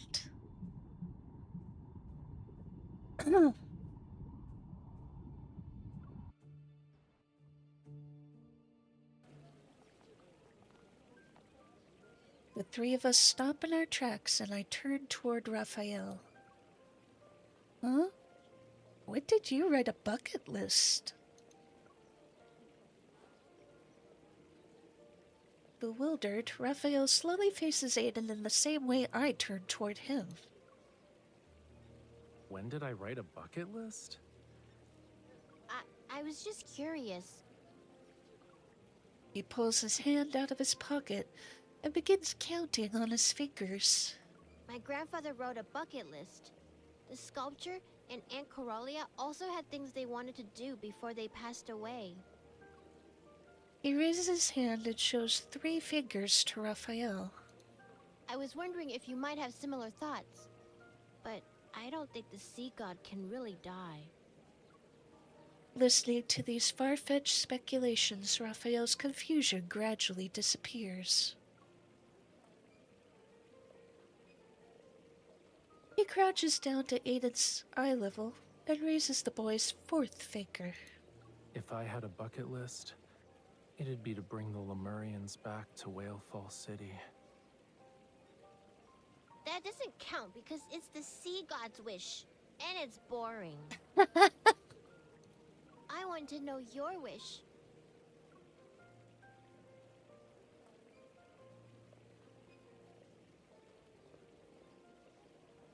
Raphael softly chuckles as he stands. His hand gently touches Aiden's head. If the old butler finds out I've told you inappropriate things again, will you accept being scolded in my place? I've grown up. I can hear things children aren't supposed to know. Really? You're only a little taller than my waist. It still counts. Aiden stands on his tiptoes and pushes Raphael's hand up. He's trying to make himself appear taller. Raphael pushes him back down, but I catch a glimpse of something hidden behind his smile. A wish he doesn't want to say. Is it revenge? You be the judge. Have I grown up or not? Oops. I snap back to reality, then I walk over and pat Aiden's hand. What about your homework? Excuse me, Mr. Little Grown-Up. Did you finish your homework? Are you done with studying? How did you do on your last exam? Stop! I'm a kid. Aiden runs away with his hands over his head. He's afraid of taking another decisive strike from these mean adults. At the bottom of the slope lies the sparkling sea. Raphael and I stand together and watch Aiden's shadow as he moves. Kid who's quick on his feet can escape heavy topics, but adults can no longer do such a thing. Thanks for the save. It was pretty effective. Raphael stretches his stiff body and lets out a languid yawn.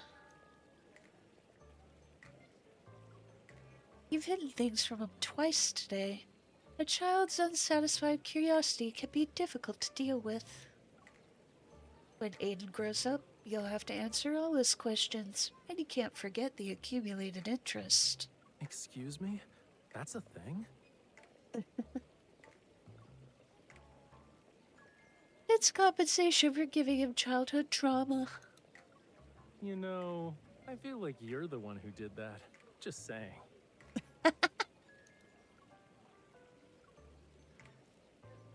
I hold my hand out to him. I only did it to bail you out. You also owe me. Raphael dutifully takes my hand and presses his palm against mine. Here you go. I'm at your service. When is that part of the sea gonna be reopened? I already waxed my surfboard 3 times. I might as well put it in storage at this point. All those tourists who wanted surfing lessons canceled their appointments. I need to cut back on expenses this month. Poor guy. Still grumbling, the surfers walk away. Raphael pauses and watches their retreating figures. Ever is already affecting the lives of ordinary people on Wave Chaser Island. They don't care about Lemurians, let alone ordinary people. This works out for me, though. It saves me the trouble of hunting them down one by one. I gaze at his profile in the sunlight. His expression is anything but bright. Why are you looking at me like that? You already figured out my plans. Aside from finding a way to enter Whalefall City, You're planning to do something about those Gaia biotech people, right? Whenever you have that look, I know you're going to give me a heart attack. Do I always scare you? I see I've been ungentlemanly. I'll definitely take the time to reflect. Whalefall City's emergence has caused quite a stir within Ever. It's gonna attract a lot of people who want a piece of it. Those who entered Whalefall Acropolis back then made enormous profits and got a taste of the rewards. They definitely won't miss this opportunity. I'm just acting as a catalyst and helping this predictable cycle of cause and effect reach its conclusion faster. Revenge is a goal Raphael has never wavered from. It's seemingly the backbone of his very existence. But revenge must eventually end. I've never really thought about this question. Once everything is over, what will Raphael do? If his revenge ends with this, then that's good. Yet, ending this conflict and recovering Whalefall City seems like the perfect opportunity to lead the Lemurians back to their royal capital. Will Raphael and the other Lemurians leave? My tangled thoughts are a jumbled mess, and my pace unconsciously slows. I start to fall behind Raphael. Why the long face? Don't know when he turned around, but now he's looking into my eyes.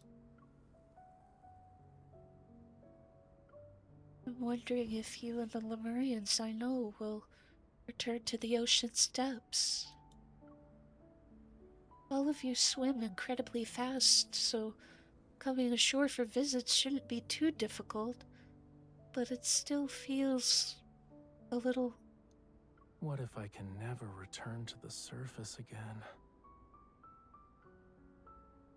Countless words spin on the tip of my tongue, and they compete to represent my feelings.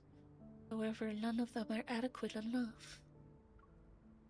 I open my mouth, but no sound comes out. Only a single, simple thought echoes through my mind. I can't bear to lose you. You're thinking further ahead than me, cutie. Some of my people that Ever took are still missing. How can I leave? I look up to see his gentle smile that's like the sun. I sense an urgent need for a more definitive answer. Then, I can work as your bodyguard until the end of the world? Who knows how long Earth will last?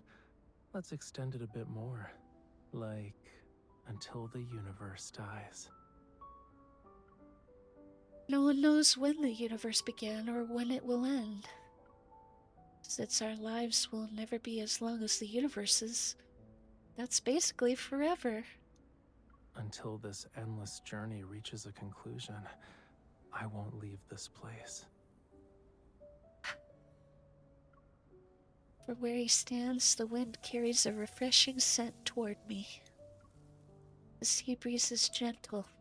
Surprisingly, it can carry away my worries. As our conversation between adults ends, Aiden happens to run up the slope. His footsteps are unusually frantic. There are people at the port! Huh? He retreats behind us, his shoulders trembling violently. I crouch down and pat his back. Take your time. Who are the people that just arrived? They're wearing the same clothes as the Gaia biotech researchers who sealed off the... Ever? Raphael's phone rings. After he answers the call, I can faintly hear the old butler's voice. Ever has sent a new team of support personnel. They're already in Verona. Understood. Raphael lowers his phone and the smile on his face vanishes. This deadly temptation really is irresistible. Someone couldn't wait any longer.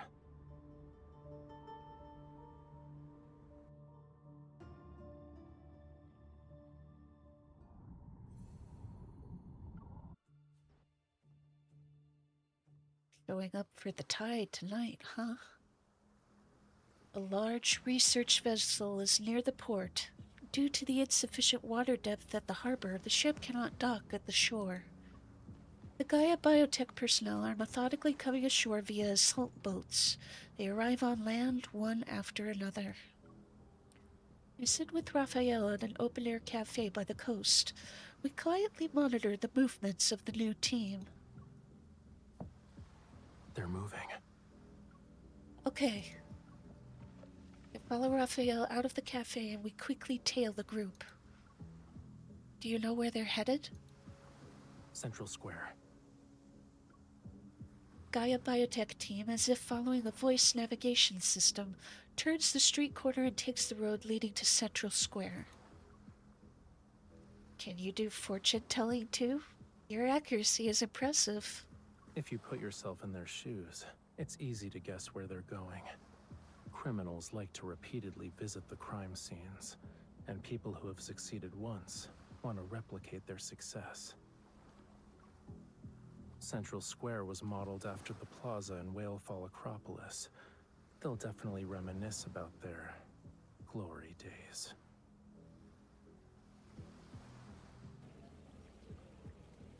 Raphael's prediction comes true. The Gaia Biotech team doesn't take any detours and heads to Central Square. Performers specializing in folk music play an unfamiliar song.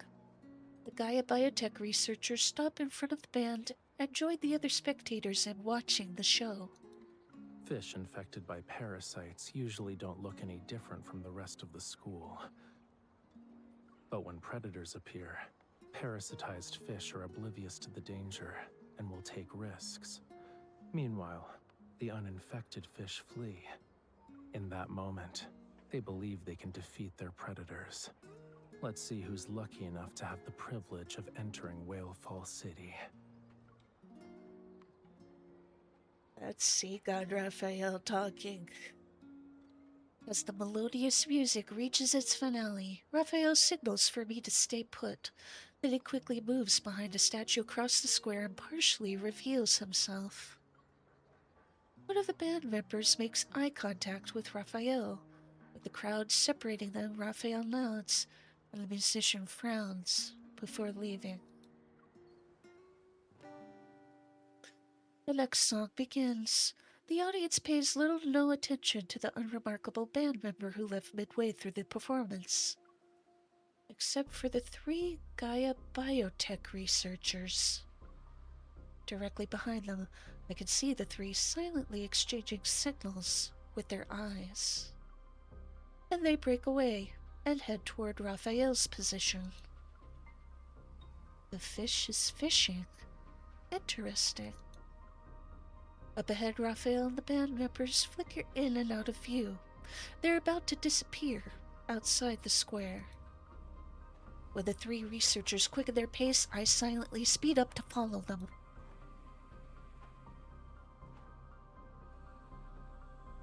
At the base of a courtyard wall adorned with seashells, the three Gaia Biotech researchers are furtively listening for any sounds on the other side.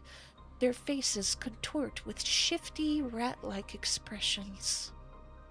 Shortly after, they leave the alley with those same expressions. They pass under the second-floor building where I'm hiding. No doubt about it. That's Whalefall City. Just as they're about to enter, we should also. We're lucky to get what we want without any effort. They make no attempt to hide their greed, and a disgusting chill runs down my spine. Then I sense someone looking at me, and I raise my head. Raphael is waving at me from the base of a nearby courtyard wall. I quietly climb down and dart to his side. I knew you couldn't stay out of it. Now you're an observer watching the observers. You were acting suspicious. My professional intuition was triggered the moment I saw them. I overheard their conversation. They're trying to enter Whalefall City. I'm not surprised. I'm not either. They know I'm special, and they have speculations about my connection to Lemurians. But that's not enough to confirm anything.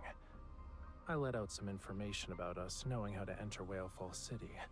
I also included a tidbit about its treasures and its power surpassing Whalefall Acropolis. Only those who were involved in destroying Whalefall Acropolis would understand what I'm referring to. He observes the alley where the group has disappeared into, his cold gaze revealing unwavering determination. When it was destroyed, Memories stir and his voice trails off. After being lost in thought for a moment, his gaze refocuses. I escaped by sheer chance, but I never saw the invader's face. For years, I hunted for clues. It was the only choice I had, and in time, I fished them out one by one. They were particularly well hidden.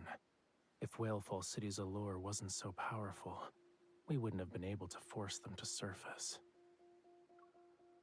The trap has been set, and they haven't even noticed the real danger yet. They've been parasitized by their own greed. All we need to do now is wait a little longer.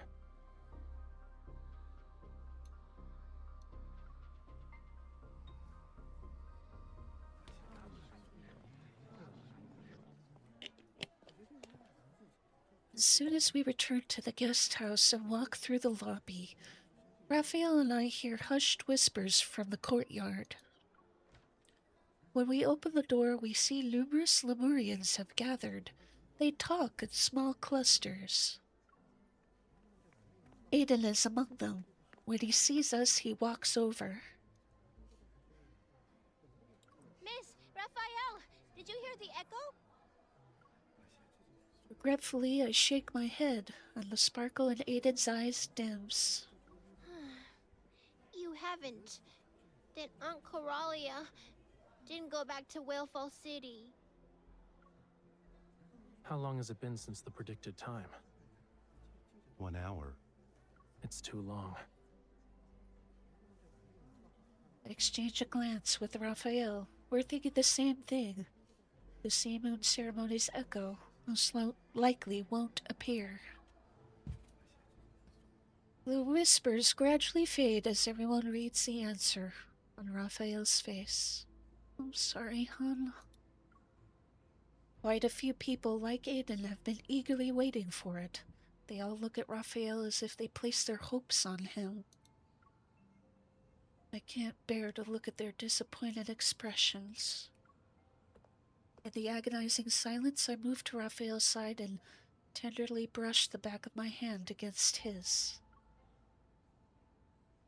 Do you want to go for a walk on the beach? No? I was wondering if the echo is really quiet. We can't hear it from here, right? Why don't we go to the beach and wait a little longer? As I offer this flimsy excuse, the tension in Raphael's shoulders and neck eases. Okay, let's do that.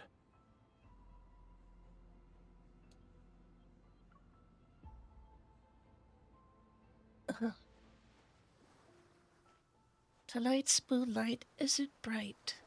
Clouds cover the moon, which leaves the seaside shrouded in darkness. I step into the seawater and I'm surprised to discover that it glows with a luminescent blue light where I disturb it. I crouch down and place my hand in the water. Blue light radiates, which creates a dreamy scene from a fairy tale. Raphael, I think I've become a magician. There are sea fireflies in the water. When disturbed, they emit light. By the way, you're scaring them, cutie. They might die from shock. What?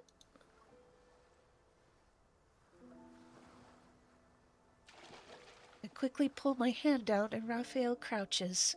His Smiling, he grasps my wrists and guides it back. Just kidding. They're not that fragile. This is a normal bioluminescent phenomenon in certain oceans. I knew that. Holding Raphael's hand, I draw an arc through the seawater. A beautiful sapphire line of light trails behind. The fluorescence shines on our blurry reflections. The waves crash and tear us apart before quickly mending us back together. There are many transparent creatures in the ocean that don't emit light. They live in the deep sea and play a part in the ocean's ecosystem. Sunlight can't reach them. When I was young, I used flames to play with them. Their transparent bodies would take on the colors that were created when firelight and seawater merged. Is it like your painting from Raymond's collection?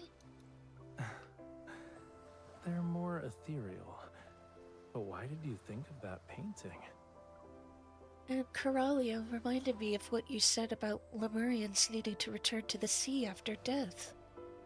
Then, at Raymond's house, she died a long time ago. If we find a way back to Whalefall City, would her soul return there? For Whalefall City, time has never been an issue. The restless waves in my heart settle. Words are interspersed in the moments between the rise and fall of the waves. They become silent again. I reach into the sea with both hands. Sea fireflies, please carry our wishes to the deep sea, and let those who have passed away send their echoes. I beg you. I open my eyes to find Raphael looking at me. His eyes reflect those blue specks of bioluminescence. What? When people feel hopeless, they're capable of doing anything. I'd even go so far as to make a wish to the sea god. I was thinking about how sea fireflies would carry our wishes when they can't speak. You're ruining the magic. I grab his hand and dip it into the seawater. Oh, great sea god, can't you communicate with sea creatures? Try it. Ask the sea fireflies to deliver our message. Okay. I'll give it a try. Raphael closes his eyes. Sea fireflies, if they reach Whalefall City, please have them send a message back. This is like an urgent express delivery. Thanks. The luminous blue specks flutter and pulse in the waves as if they actually understand what was said. The waves suddenly surge, and the sky seems to grow dark. The moon continues to rise while time flows past us. For some reason, the sound of the sea waves stop. No echo returns. The tide is rising. It's not safe to stay at the shore.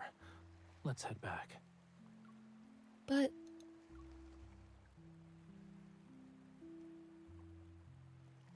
Raphael reaches out and smooths my hair that the wind tousled.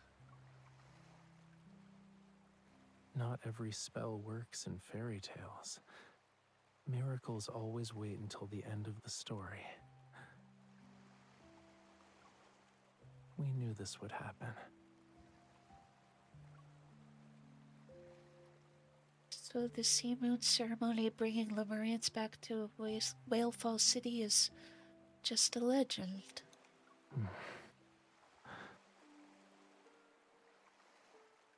When I was a kid, I once heard a bedtime story about the first Lemurian sea god. According to the legend, the sea god disappeared into a golden sea for the sake of Whalefall City. The sea god's lover searched the world, but when she finally found him, he had already entered an eternal slumber. Her tears of blood fell onto the ring that symbolized their covenant, their bond. Then golden waves surged across the sea. A conch-shaped vessel rose from the ocean's depths and drifted toward them. That night, moonlight guided their way. The vessel carried the sleeping sea god and his lover back to Whalefall City. The funeral of the first sea god is the origin of the Sea Moon ceremony. Raphael's gaze lands on the distant silver waves, where several seabirds gracefully fly past. The tides ebb and flow. Maybe the first sea god once heard the same waves we're hearing today. Yeah. So maybe these legends really did happen. What do you mean? While searching for the mastermind behind the invasion and looting of Whalefall Acropolis, I saw that ring. Huh? We lived in the Acropolis of the royal capital, hiding countless treasures unknown even to the Lemurians. That modest-looking ring, however, went unnoticed and soon vanished in the flow of gold and trade. Now it's time to return it to its rightful owner. The person who took it knows it's one of Lemuria's most precious treasures now. He'll only exchange it for something more valuable. A meaningful look slowly appears on his face. Of course, this never should have been a deal in the first place. So, I have an idea. Are you willing to? Yes. I have no desire to ask him about his idea. Deep down, I might have already been looking forward to causing a bit of trouble with him. The rising tide catches up to us. Raphael takes my hand and helps me stand. We trudge toward the shore. The tide is like a melody I can't bear to leave behind. I tug his hand and pull him back.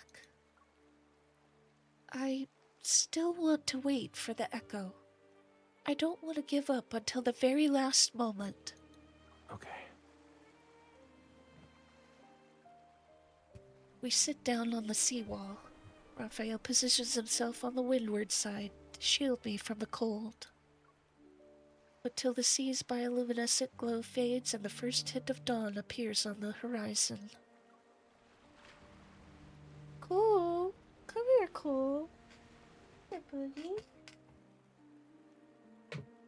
You wanna hang out? There you go. Just relax here, okay? On the beach, the only echoes I hear are from the waves perpetually lapping against the shore. You wanna sit there by the mouse pad? Huh?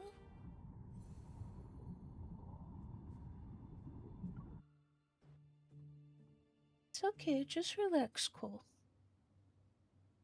Inside the room, the curtains are tightly drawn to prevent the faintest traces of sunlight and sound from penetrating the stagnant air.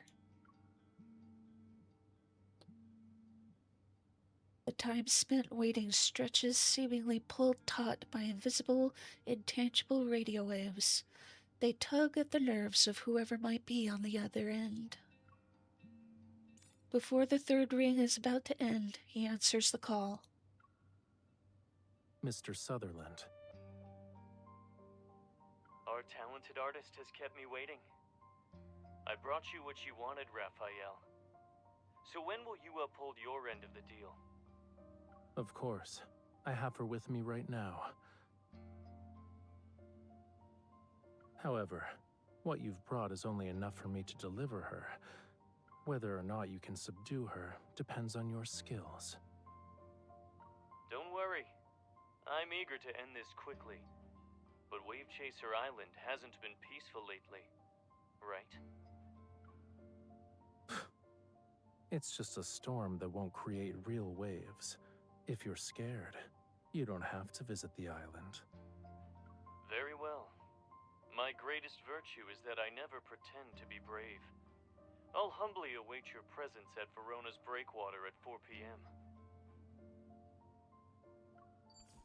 The call ends, and the phone nimbly twirls between Raphael's fingers. He pauses to capture the image of a glistening glass by the window.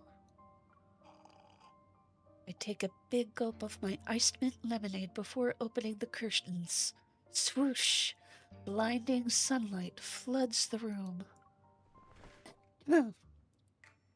I didn't dare to drink anything while you were talking. You two spoke for so long that the ice almost melted. Please. I'm here performing a scene with conspiracy and betrayal, only to see you basking in the sun. With a cold drink, I might add. How am I supposed to stay in character? The glass finds its way into his hands and the liquid is gone within seconds. That guy dares to steal business from Ever for his own benefit. You can imagine how alert he must be. So when he asked you about me, it must have been for... The Ether Core. He's a coward, but he has quite the appetite. Perched on the small table next to him, I watch Raphael drink water. I cross my arms and narrow my eyes. Be honest with me. Was I part of your deal with him since the beginning? No. It's more like taking advantage of what was available. What can I do when the most precious treasure I have is... me. Raphael sets down his glass and turns it on the table. He watches it refract radiant light. So you're well aware. I'll give you credit for guessing correctly. At least I don't need to act as someone else. I'm on your home turf. I'm sure Mr. Sutherland won't be too particular about it.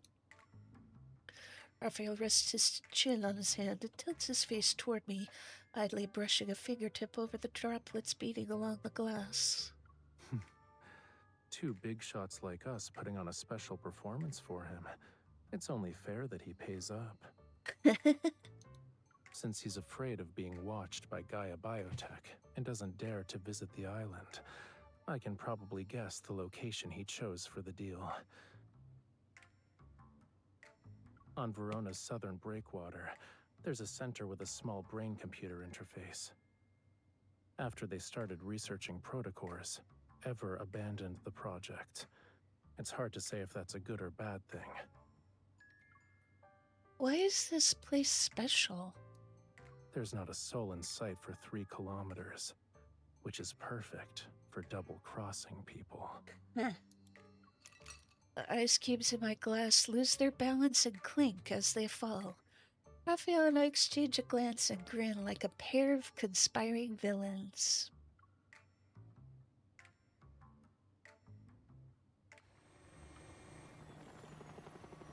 The helicopter lands behind a breakwater on a desolate stretch of Verona's coastline.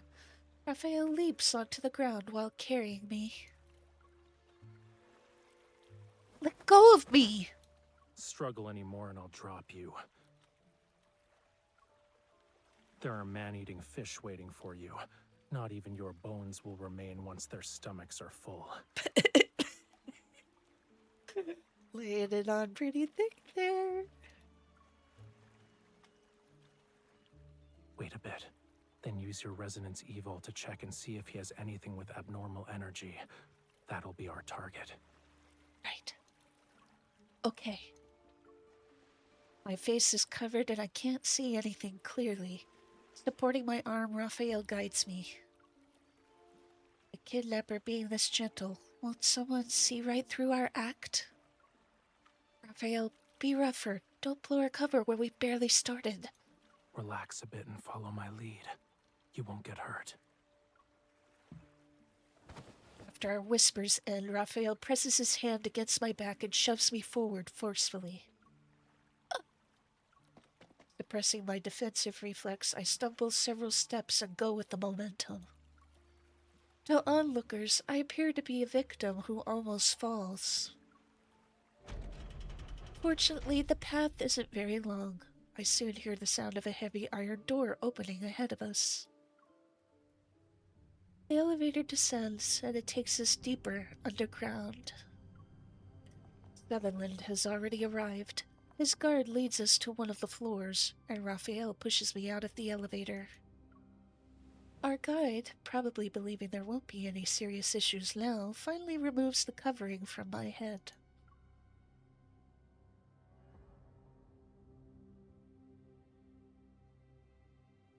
I exchange a glance with Raphael before discreetly surveying our surroundings. I note the positions of several guards without showing any reaction. Both of you need to wait here. Many wanderers are hiding here. In the corner of the reception room, several malformed figures remain motionless. It's as if they're objects. But their energy fluctuations keep me on edge. I find an opportunity to subtly signal Raphael to keep his distance. They even lined up to welcome us. They're so polite. Don't move.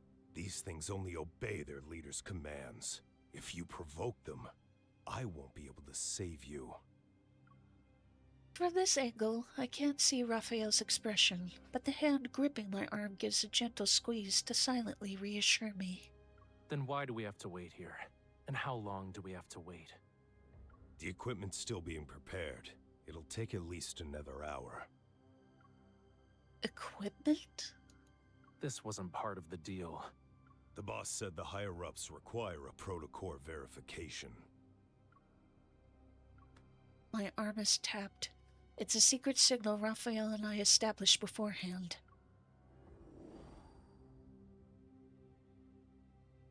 If anything unexpected happens, run. I have to leave you behind? Can you really do that, though? I don't want Just to. run. I'll catch you and bring you back. If we show the exchange is unstable, we can demand to speed up the process. Ah, okay. Got it.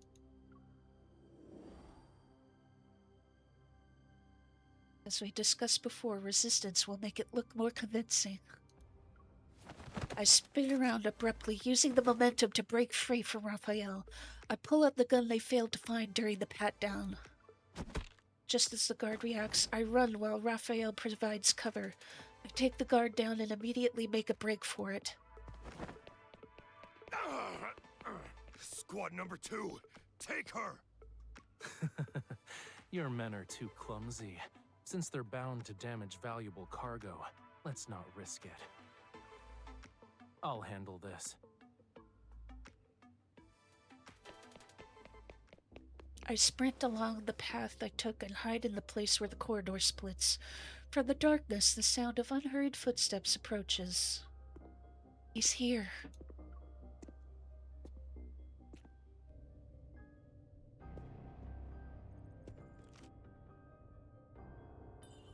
Don't come any closer! Shush.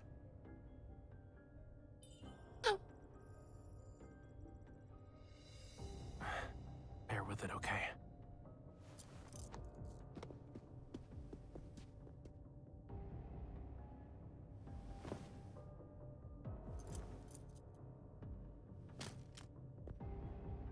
I'm here.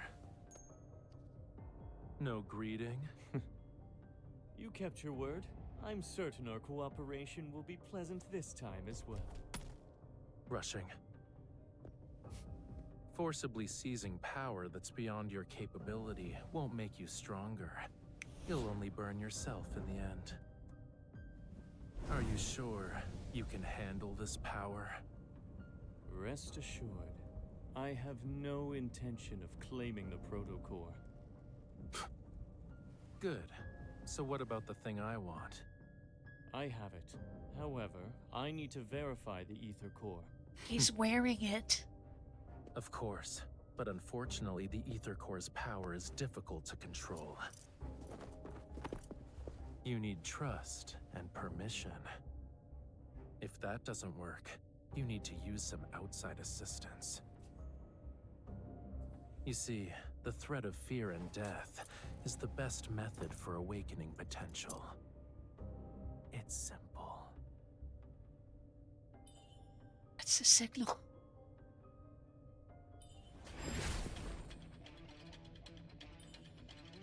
The ring. You two are. Catch Why are you in a rush? Since we have a deal, we can't let our performance be for nothing. The thing you brought. I'll take it. Let's go. Raphael! Behind you.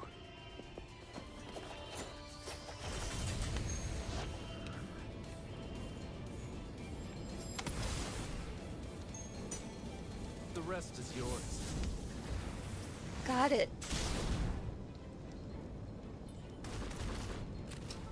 There was no applause, but the audience was thrilled.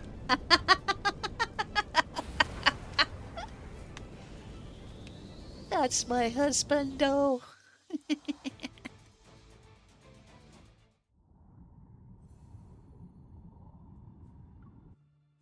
Well, we got the ring.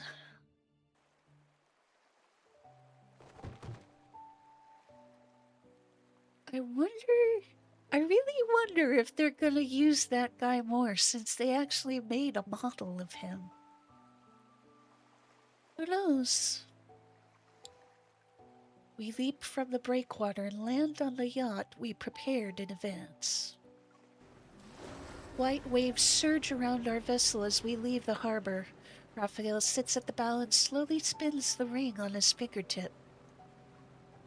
Don't lose You're it. holding out your hand. What are you trying to imply? My performance fee? I'll pay once we've returned to Wave Chaser Island. It was an intense workout. I deserve a large payment, don't you think? You're the leading actress. It's your call. I look at the ring in his hand. The sea breeze sweeps across the bow and his clothes flutter like a swaying tail fin. An unusual scent permeates the air. Raphael and I turn at the same time to see dark clouds intruding. There's a storm approaching Verona's waters. The small yacht races at full speed. It carves a gash with curling white edges across the dark seawater.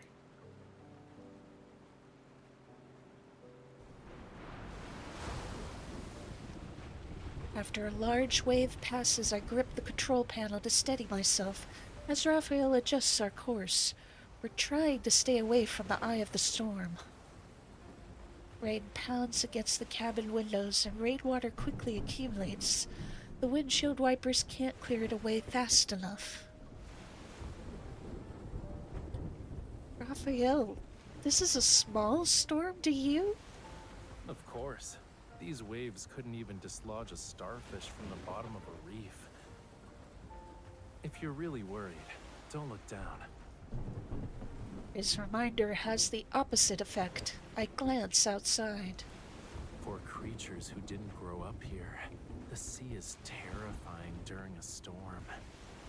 The murky waters become impossibly deep, and the churning waves seem to herald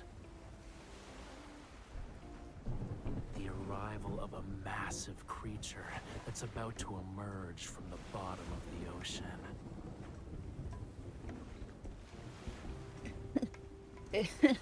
And so it's here to offer the deep sea's treasures to the sea god? You're very devoted. Saying that I'm not scared, Raphael's smile slightly widens. If the rocking is making you dizzy, you can take a nap at the back of the cabin. I don't think I have to worry about seasickness, unlike someone I know. I'm afraid I'll get thrown onto the floor if I do. During times like this, staying with you makes me feel safer.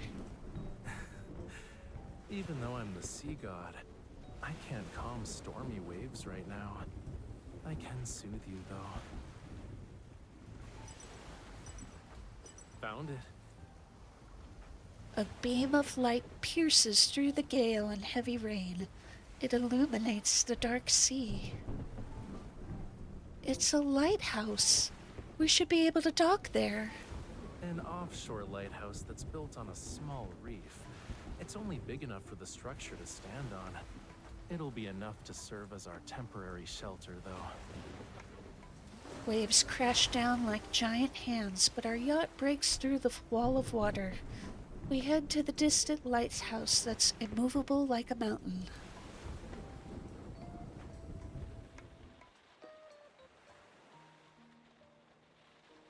The lighthouse keeper is seemingly accustomed to visitors who get soaked in the rain. Like us. She guides us up the structure so we can rest. Despite it still being daytime, the world outside already resembles the time between dusk and night. Thank you. We'll sit here for a bit and won't take up any more of your time. The silent lighthouse keeper nods. She quietly prepares a pot of hot water and some compressed dry snacks for us before returning to her post. This is perfect. I was a little hungry and we met a nice person. What's so funny? Your smile is kind of weird. Take a closer look at the food you got, cutie. The opaque craft paper packaging looks simple and clean. I figure it probably contains biscuits, jerky, or other non-perishable food that's suitable for storage. As soon as I break the seal, an intense oceanic smell hits me. It's so fishy that my face contorts. What is this? I could smell it 800 meters away. Do you want to guess what kind of person would dare to guard this isolated lighthouse alone? It's basically in the heart of the ocean. She's also a Lemurian? Why didn't you say hello to her? Not every Lemurian is as outgoing and friendly as me, you know. She probably never expected anyone to brave the elements to visit her, even when she hid herself away from everything. No wonder she seemed to relax when we let her go about her business. Raphael quietly laughs again as he places several pieces of unrecognizable dried fish into a titanium cup and pours hot water over them. Don't give me that look. It's just been cured with seawater. It'll become delicious after you let it soak for a bit. Be patient. Amid the rising steam, the air seems to grow humid and salty. I wrinkle my nose as I notice the scent of melting fat and wax. Raphael, do you smell that? She's lighting the lamp. The one in the lighthouse? In Lemuria, we have structures similar to lighthouses. They're called whale ash gardens. When the oceans were still uncharted, traveling Lemurians would build simple waypoints in places where whales died. The whale ash serves as an underwater lighthouse. It offers shelter to those who have temporarily lost their way and allows them to regain their bearings. Traveling with whale ash lamps was once a popular tradition in Lemuria, but hardly anyone remembers it now. Then she must have lived for a very long time. Lighting the whale ash lamp serves as a reminder not to lose sight of your destination. And more importantly, it ensures you never forget your starting point. Is she thinking about Whalefall Aquapolis she can never return to, or the long-lost Whalefall City? Cold water touches the wooden floor and quickly seeps through the cracks. When the cup is refilled, the taste becomes fresher. But the salty bitterness spreading from my chest to my throat only intensifies. Once the storm passes, we'll have to return to Wave Chaser Island to perform another sea moon ceremony. If we succeed, where will Raphael go once everything is over? Raphael, you said you wouldn't remain in Whalefall City because it's one part of your journey. It's not your final destination. I think it's good that you'll succeed in your revenge. Your life afterward might be more carefree. I pause before trying to sound like I'm making a joke. maybe you could fully devote yourself to painting. Go beyond your limits and take your artistic accomplishments to the next level. But then, assuming that's the case, do you have a reason to stay in Lincoln City? Staring at him, I gripped the edge of the craft paper package. I'm unwilling to hear another evasive answer from his lips. What I want to ask, it's not about staying here or staying in Lincoln City. Rather, on an ordinary weekend, an idle afternoon, or a meaningless normal day. Like an actual meaningless day. When I want to see you, will you still be by my side?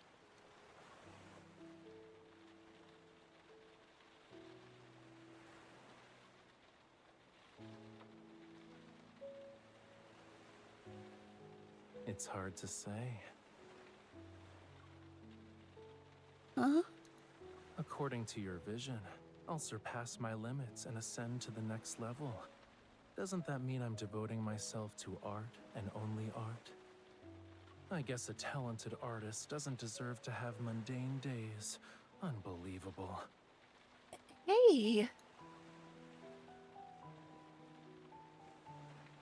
Setting aside these meaningless scenarios, you only have one question to ask, and I only have one answer to give. I've walked a very, very long road, but throughout my journey, the same light has guided me. And it's not just my guide, it's the true destination of my fate. If we consider a Lemurian's lifespan, can a single light accompany you for that long? Maybe not. What you see now could just be a drop in the vast ocean. And as time passes, you might discover that you're the one who journeys the farthest. Thanks to Raphael's boiling method, the dried fish is ready. I devoured 3 pieces. Then another thought crosses my mind. I pretend to hold a microphone and hold it up to Raphael's mouth. I have a question for our respectable sea god. What new mission will you undertake after completing your revenge? Will you lead the Lemurians to rebuild their homeland? Small fishtail peeks out from behind his smile. You think the sea god is a real estate tycoon? You don't even listen to Lemurians' wishes or grant them? The sea god isn't like human parents who secretly prepare gifts after hearing their child's birthday wishes. That's disappointing. Then what do the Lemurians make their wishes to? The sea, the ocean nurtures all life. If you make a wish to the sea, will it grant my wish? the fish, shrimp, crabs, and clams in the ocean will eavesdrop. Then my wish is to eat fresh fish, shrimp, crabs, and clams every day. I stare at Raphael as he lets out a hearty laugh. I tear off a piece of fish with my teeth and quickly find myself chuckling. By the time we finish the package, we notice the sound of crashing waves has noticeably subsided. Raphael goes to the door to check. Then he turns back and reaches out to me. The rain has stopped. Let's go.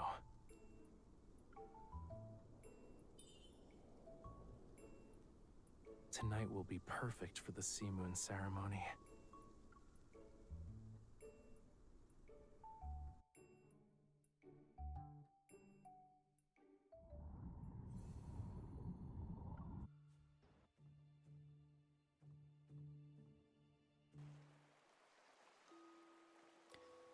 Figures appear on the shallow water's reef. Waves dance across their scales as they shimmer with an ethereal glow. Chanting ancient Lemurian songs, they look at where the waves meet the moonlight. Talia's melodious singing fills the air. It's more ethereal and transcendent than what I heard at the previous Sea Moon ceremony. It seems like a blessing and a distant call.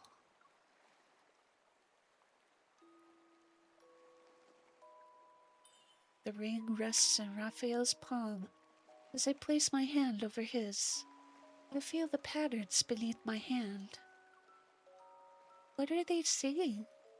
It's a blessing for the sea god and his followers. I haven't heard such an ancient melody in a very long time. Even in Lemuria's historical records, there's almost nothing about the sea god's funeral. I think it's better to just call it the Sea Moon ceremony. Lemurians don't fear death, but we have desires in our hearts. Even when we're far away from home, we'll never stop searching for a way back. When Whalefall City still existed, did they already know they would leave one day? Long ago, Lemuria had written prophecies about its fate. The Tome of the Sea God you've been searching for. Yeah. Maybe the search for prophecies is part of the prophecy. I close my eyes and feel the cool touch of metal intertwined with the warmth of our clasped hands. I somehow sense the yearning behind those unfamiliar words. According to the legend, we should be basking in the lingering echoes of the blessing and waiting for the conch vessel to appear.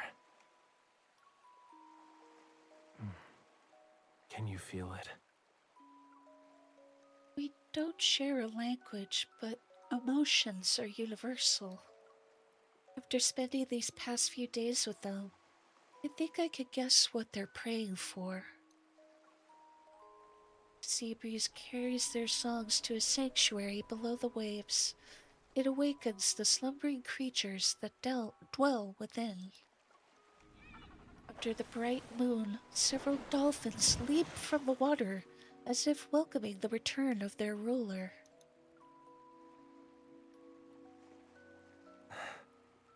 Tonight is perfect for going out to sea. He bows slightly and reaches out to me. It's a gentle invitation. So, would you like to accompany me to the Lemurian royal capital, miss?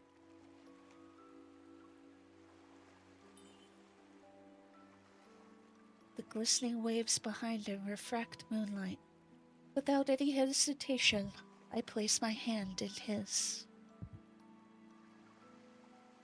I would be honored. Words seem to possess a calming power as the energy surrounding us harmonizes with the songs at the same frequency. It's filled to the brim with wishes and blessings. The sea churns and boils upon hearing the dirge. Then it splits at the boundary between the sky and the ocean, as if a sharp blade cut through it. The fractured waves block out the moonlight as roaring currents retrieve long-forgotten wishes in the deep sea. The Lemurians gaze at the surging waters, their songs knocking on the sealed, dust-covered gates of their homeland. Waiting silently in the sea, I sense something. There needs to be one more call.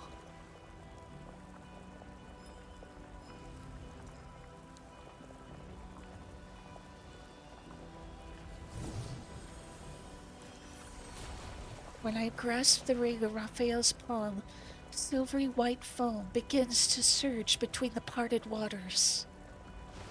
A massive, glowing seashell gently rises. It's accompanied by an energy that feels familiar and strange. This is what I felt at the Blue Hole. As if drawn in by a mysterious force, I unconsciously activate my evil to sense that energy. The energy fluctuation shatters my thoughts. Nameless, chaotic noises puncture my mind like sharp spikes.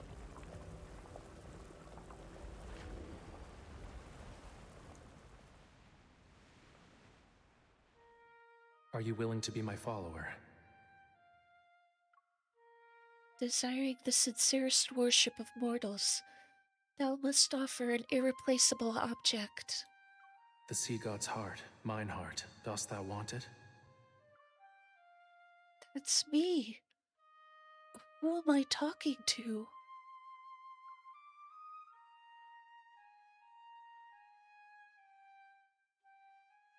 This is my promise to you.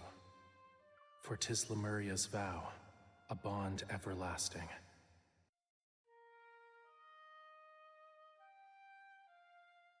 It's a simple melody, yet you still haven't learned it properly. Listen carefully. This is the last time I'll teach you. What's going on?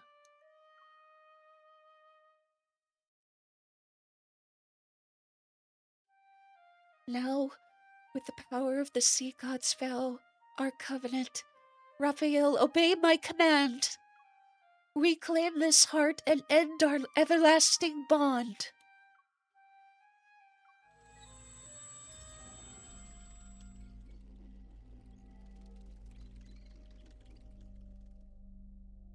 It feels like I've emerged from an exhaustingly long dream. Memories I never experienced seem to have found their host. They rush into my mind and merge with my very being before I realize it. It's as if they were always meant to be mine.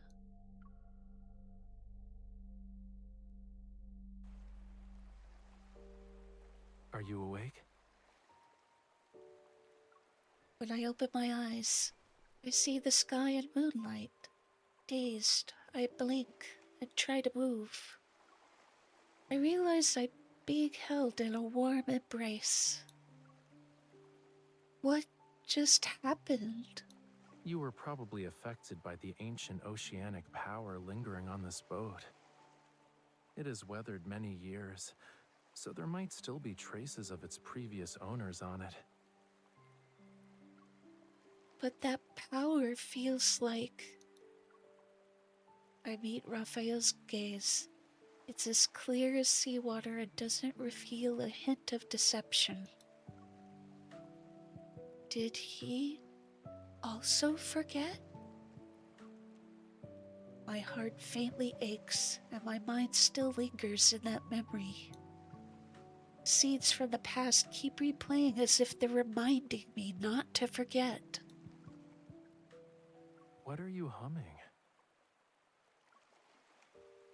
Only then do I notice that I'm humming the melody I heard in either a dream or an illusion.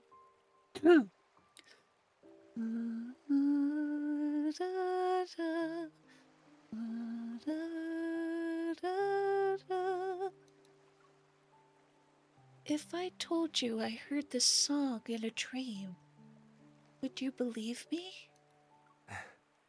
I guess you had an unusual dream. What else was in it? There were waves, flute music, and... My emotions bear the weight of our covenant. The bond between us is heavy. I compose myself and smile at Raphael. You. I knew it. In my dream, you said you would teach me this song.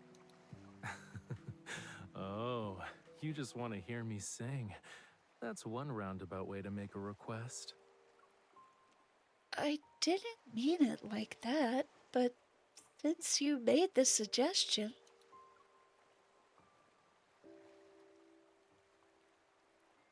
Flames erupt from his palm before quickly dissipating. They're replaced with a luminescent conch. Is this another trick? Even if I'm the most talented performer in the world, I need something to play music with. It's the first time I'm hearing this song, but...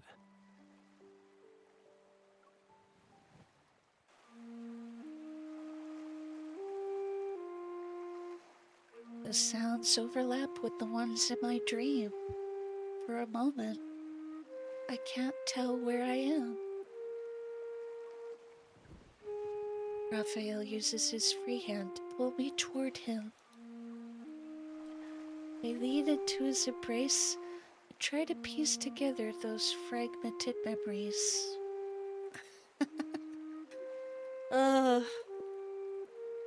I hope you'll indulge me a moment for some silliness. Stay here, Jellycat. Which one is it? Is it... Yeah, so it's control. Hold on.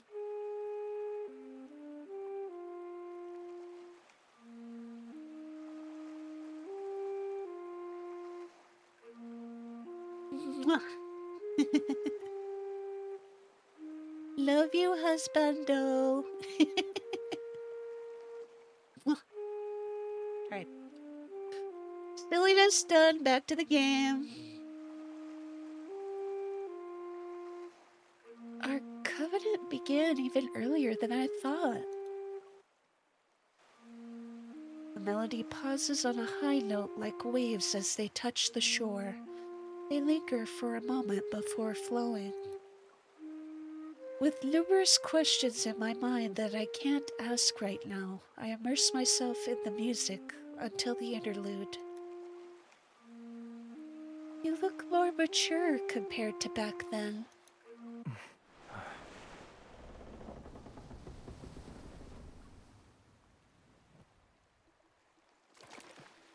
The boat suddenly rocks as the music ceases, and flammulas anxiously leap from the water. They're seemingly giving us a warning. There's an undercurrent. No. This is Whalefall City.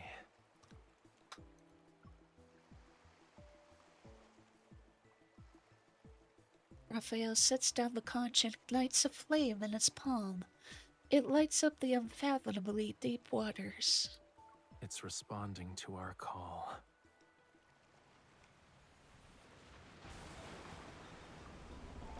Moonlight shines upon the pitch-black sea as the boat is drawn in by an invisible force. It sways as it sails toward the massive whirlpool in the center of the ocean. Countless silvery white fish converge and spiral where the currents meet. They eagerly rush toward the ocean's profound depths and the seabed. Whalefall City is below us. Hold on to me. He holds me close. The seawater swallows the sky as we descend into the deep sea.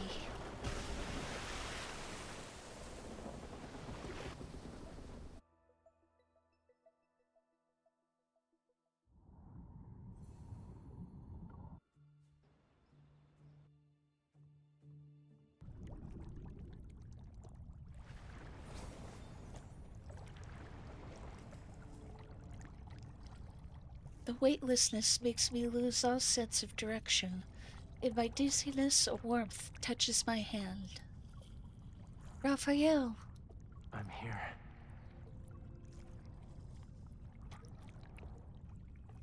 My consciousness stabilizes itself before my body does.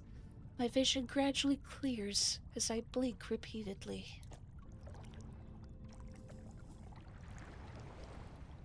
What? An enormous skeleton carries our vessel through the water. When I look back, I can't even see where its tail ends. Think of this giant whale's skeleton as Whalefall City's welcome ceremony. A giant whale with wings? Yep. Who says you can't fly underwater?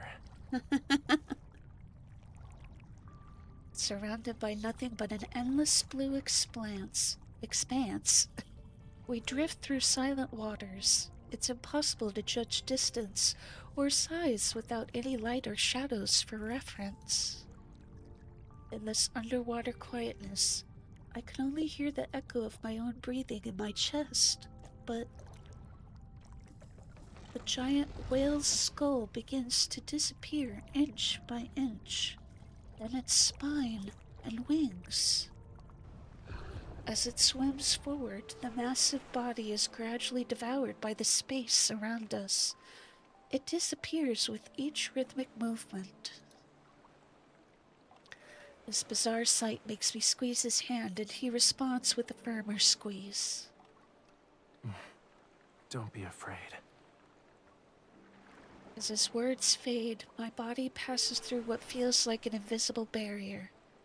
A gentle current envelops me before slowly releasing me on the other side.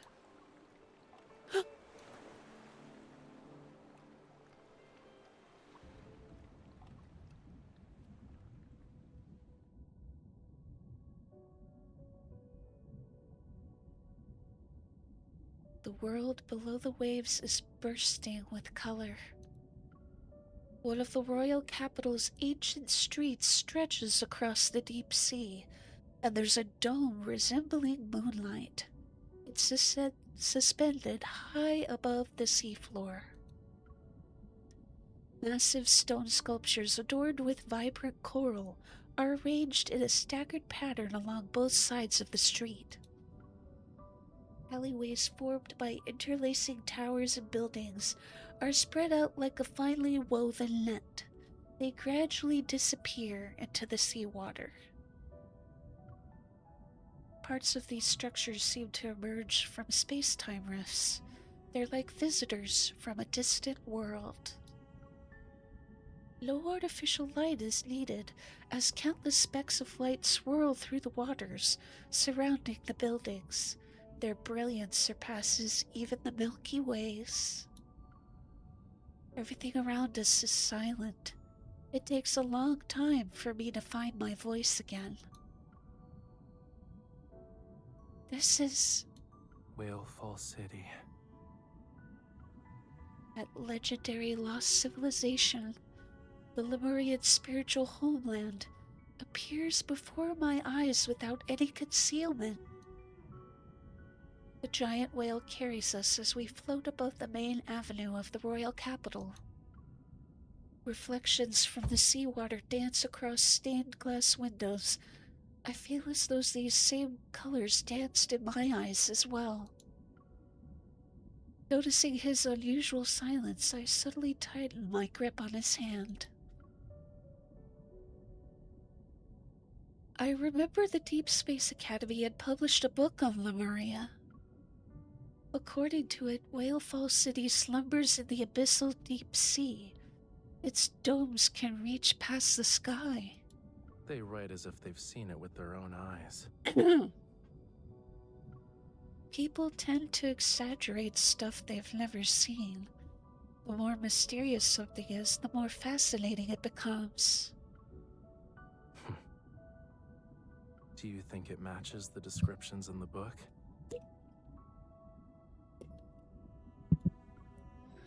I lower my head. At the end of the street, specks of light drift around the highest spire. A bubble floats in front of me. When I gently poke it, it pops and scatters into more specks of light. Even attempting to describe it might be presumptuous.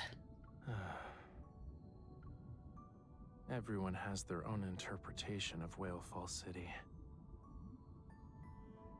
Archaeologists consider it a hidden treasure buried in the deep sea, while Lemurians view it as the true resting place for souls. What about you? Raphael cups a bubble in his hands and gently crushes it until specks of light scatter. They gather and reform the bubble. For the sea god, it's a mission infused in his blood. But right now, I'm thinking, if you hadn't accompanied me and I was sitting by myself with these skeletal remains, Lost in musings I can't guess, he shakes his head and smiles. The fortunate one is me, not you.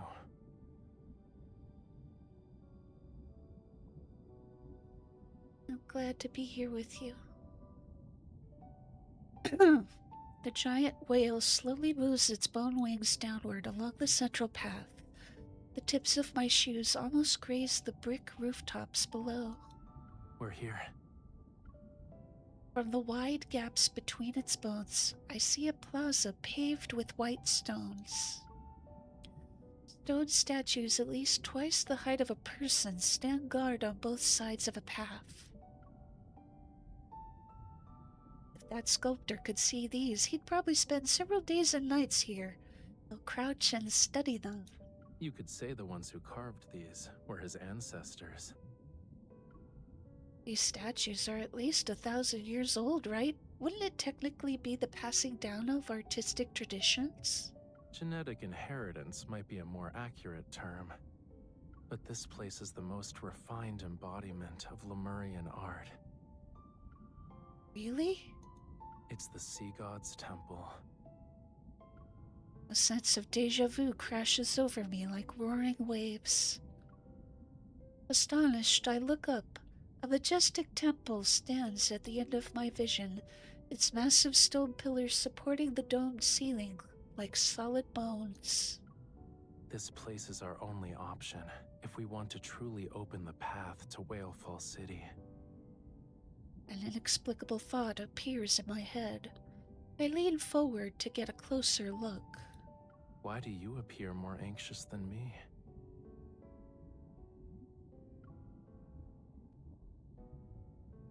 Raphael pulls me back to where I was originally. He's not in a hurry to return to this temple that should be rightfully his. Sit tight. We're almost there. Raphael. What's wrong? Do you think being here will upset me? It's more than that. I'd like it if you didn't keep everything bottled up inside. From this angle, I can't make out Raphael's expression, but I hear a soft sigh. It appeared at the wrong place in the wrong time.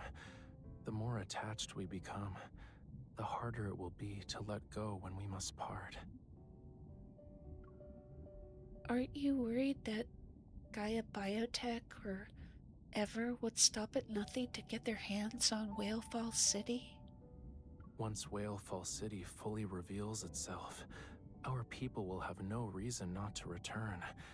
However, it'd make all of them targets.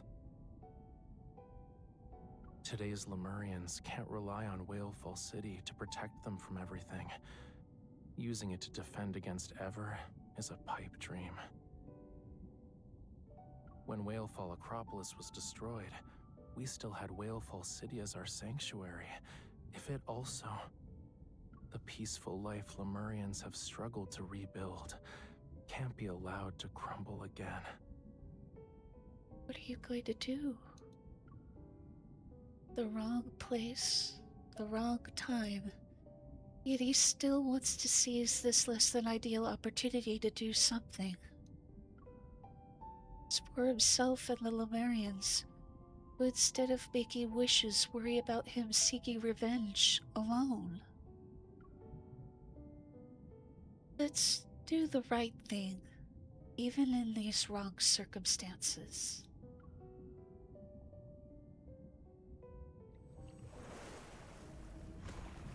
The giant whale delivers us to the central plaza in front of the Sea God's temple.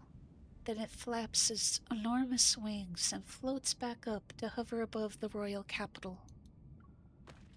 The wings stir up a gust that sweeps scattered stone fragments across the ground. I look around and find the source of the debris. A circle of diverse stone statues surrounds the front part of the Sea God's temple. They're blocking the entrance. At the forefront stands a humanoid statue. It towers before a stone pillar, its figure hunched and tilted awkwardly to one side. Are these statues here for a ritual? Raphael, did you see that? Did that statue just move? Meeting Raphael's gaze, I quickly raised both hands. It wasn't me. I didn't touch it. Maybe it's being corroded? I know. Come over here. Penaflux. As I step back, the cracks spread out in all directions. Countless fissures appear and stone fragments rain down like a sudden downpour. From within the swirling cloud of dust, a figure slowly steps forward. A long spear materializes, its cold gleam flashing. A column of water shaped like a sea beast roars in our direction. Under his quintessence's orders, outsiders are forbidden from setting foot in Whalefall City. Amund?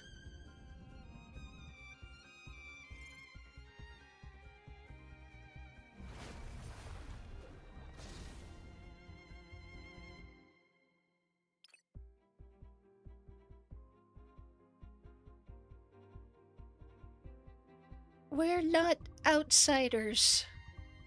The sea doesn't tolerate insults or sacrilege. You tell him, Raphael. These water, the tide's judgment.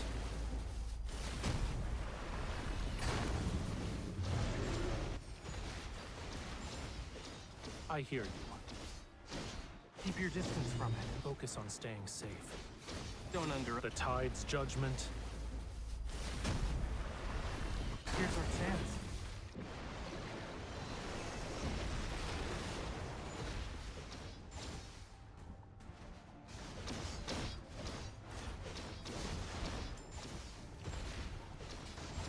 Oh man, it recovered so fast.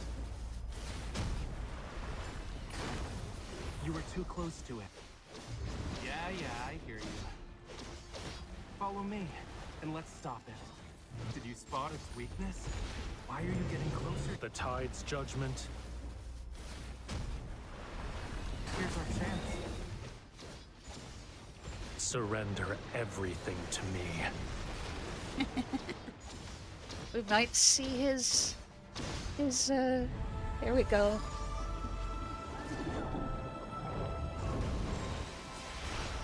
Where someone calls out my name forevermore. It's almost... The tide is rising. Press on. This is all too easy. Good job.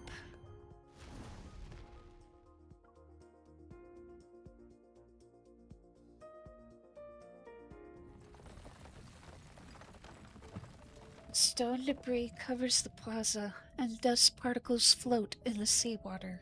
The currents are dispersed. The immobilized old man stands in the center, his cloudy eyes becoming clear. His consciousness, it's slowly returning. He shuffles toward us, the remaining sand on his body falling with each step. It's his quintessence's power. His quintessence. We know each other? The man approaches Raphael, his clothes slightly fluttering. Then he suddenly performs a deep, respectful bow. Amund, Lemurian Elder, Guardian of Whalefall City. I've been waiting for the return of the Sea God. His gaze becomes unfocused when Whalefall City is mentioned. The spear in his hand trembles violently, as if triggered by a reflex. It supports him as he stands. Outsiders are forbidden from setting foot in Whalefall City. Amund, does that name mean anything to you? At least he doesn't seem to be our enemy. This is just a guess, but he's been here for too long. He won't have a clear mind anytime soon. Raphael circles Amund and helps him brush off the stone fragments from his body. Amund, you said the sea god told you to stay here? His quintessence's orders? Amund slowly recognizes Raphael's voice and gradually regains his composure. Tens of millions of years ago, the sky and sea were inverted, and Whalefall was revived. Lemuria was about to reach its true fate, but his quintessence refused to accept. The sea god couldn't bear to lose the most precious. Most precious. He's unable to finish his story.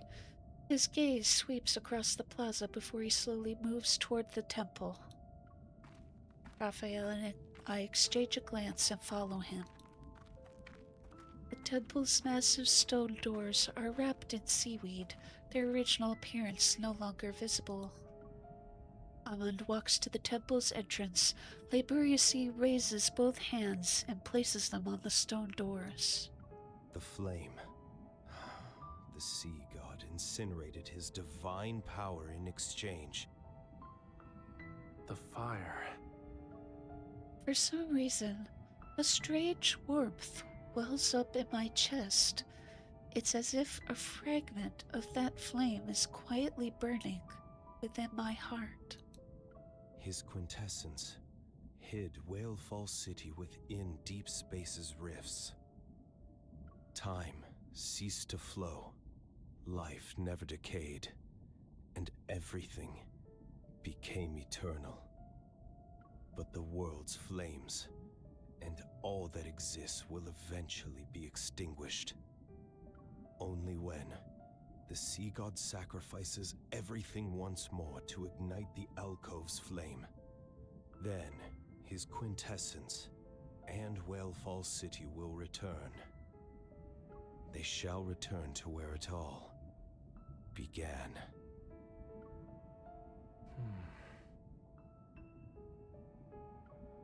Amund's words falter for a moment, and his gaze moves to me before returning to Raphael.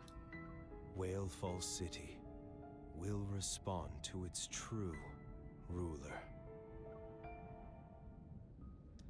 The sound of an engine that doesn't belong to Whalefall City stirs up the seawater.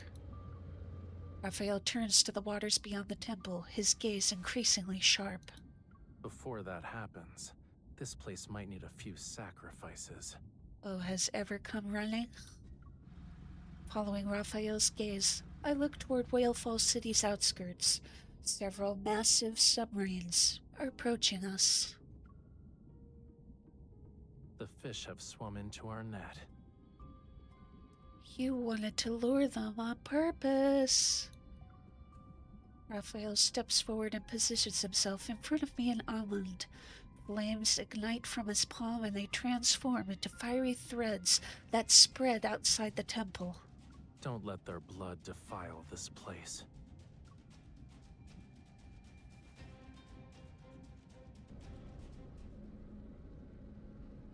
The submarines speed through the ocean as sunlight dims. They've already entered the mesopelagic zone. With visibility obstructed, the submarines activate sonar navigation as they advance. The sonar has detected underwater structures. Could it be Whalefall City? We've been following that vessel this whole time. We can't be wrong. After marking the coordinates, the submarines head toward the structures and descend into the pitch-black bathypelagic zone. Suddenly, the ethereal singing resounds from the ocean's depths, as if it's guiding lost travelers to their destination. The flat seabed gives way to a cliff. A strange glow emanates from its base. The submarines travel to the cliff's edge and cross an underwater valley. Their passengers see the source of the mysterious glow.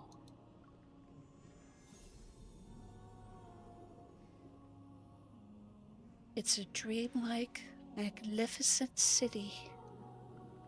Giant pearls adorn stone carvings, gold and silver threads entwine the city's pillars, and large roads paved in jade stretch endlessly. Everyone rushes to crowd around the portholes. In awe, they exclaim upon seeing the magnificent city. That must be Whalefall City. I heard it's filled with countless treasures. It definitely hasn't disappointed us. The submarine's cargo capacity is limited. It'll take some time to transport everything back. Cheers erupt throughout the submarine, but no one notices. They've already veered off course. When the city dissolves into a mirage in the water, an alarm blares. That's when these greedy souls realize something is wrong. What's going on? Who changed our course? It's not that. Our coordinates have changed. We've lost control. The submarine is... The seabed rises as towering rock walls erupt from the ground and encircle the submarine. The figure of a young man stands on the cliff, solemn and majestic like a god of the sea. He looks down from afar. His expression is seemingly compassionate and indifferent. The Lemurian court has finally received its overdue sinners.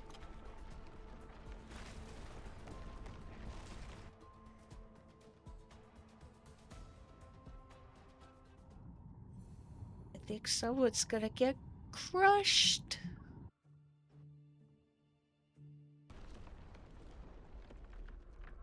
The singing ceases at the climax, and the intruders' minds are momentarily disoriented, but they soon come to their senses.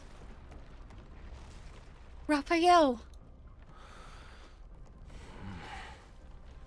They'll offer their mortal remains to the Lemurian court. After today, those whose hands are stained with Lemurian blood will vanish from this world forever. Without the ethereal singing, the bottom of the valley once again became chaotic and murky. The intruders' survival instincts make them crawl on the ground in contorted postures. But Raphael doesn't spare these people a glance. His gaze is fixed on a place far away from the cliff. It's as if he's trying to peer through time's veil to witness a past that's been buried. It's coming to an end.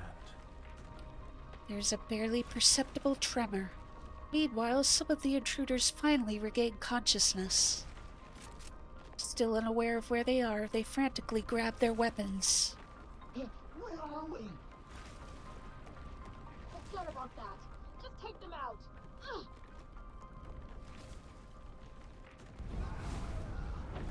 When Raphael raises his hand, flames engulf the gun barrels. The researchers cry out in pain as they burn. More weapons are dismantled by fire as Raphael silently observes them. Even so, he has yet to bring his ballad of vengeance to its final movement.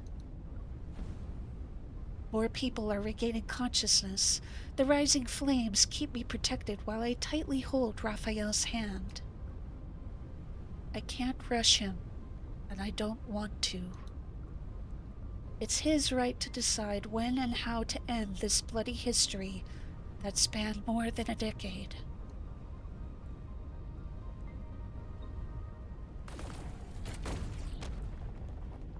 The rock wall fractures, its cracks of various sizes. It can't support us anymore. Raphael brings me to a protruding rock near the seabed, but it won't last long. The sniper rifle hidden behind a stone pillar emits smoke as a bullet heads straight for Raphael. It's centimeters away from striking his chest, but the metal bullet is intercepted by flames. It explodes into a small ball of fire. The attack pauses, and I use this chance to pull out my gun and kill the sniper. You... It's okay. I'll be fine. You can... I know you're not hesitating. What you can't let go of is that part of your past, your people who aren't here anymore. I'll stay with you until you decide to end this. The ground beneath our feet violently shakes as energy fluctuations manifest from various corners. It's a sonar weapon that specializes in killing Lemurians. Every wall trembles with an invisible force. It sends dust and rock fragments flying. I use my evol to target the focal point of the metaflux, but he stops me. You've stayed by my side long enough. I'll take care of the rest.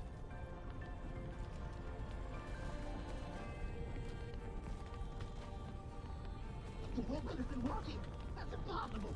Increase the firepower! It only hit its limit. Where's the suppressive fire from our flanks? He steps forward and raises his arm in spite of the hail of bullets and thunderous vibrations. Fire smites his opponents like divine punishment.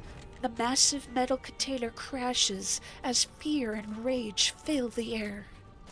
Seemingly realizing the true power of the man standing before them, several gun barrels rise in unison. Whalefall Acropolis was a wonderful place. It was nowhere near as magnificent and spacious as the royal capital, but it was worthy of being called our home. No one fires. The invaders exchange bewildered glances as if they don't believe the sea god will grant them mercy. I once promised them that I'd find Whalefall City. I said I'd bring them back here. We'd live together. In these waters, we'd laugh and sing. I didn't make a vow to merely bring back their souls. Raphael lowers his gaze to deliver the sea god's ultimate judgment. The lives that were lost here shall be repaid with blood. It's been over a decade. I will end this once and for all.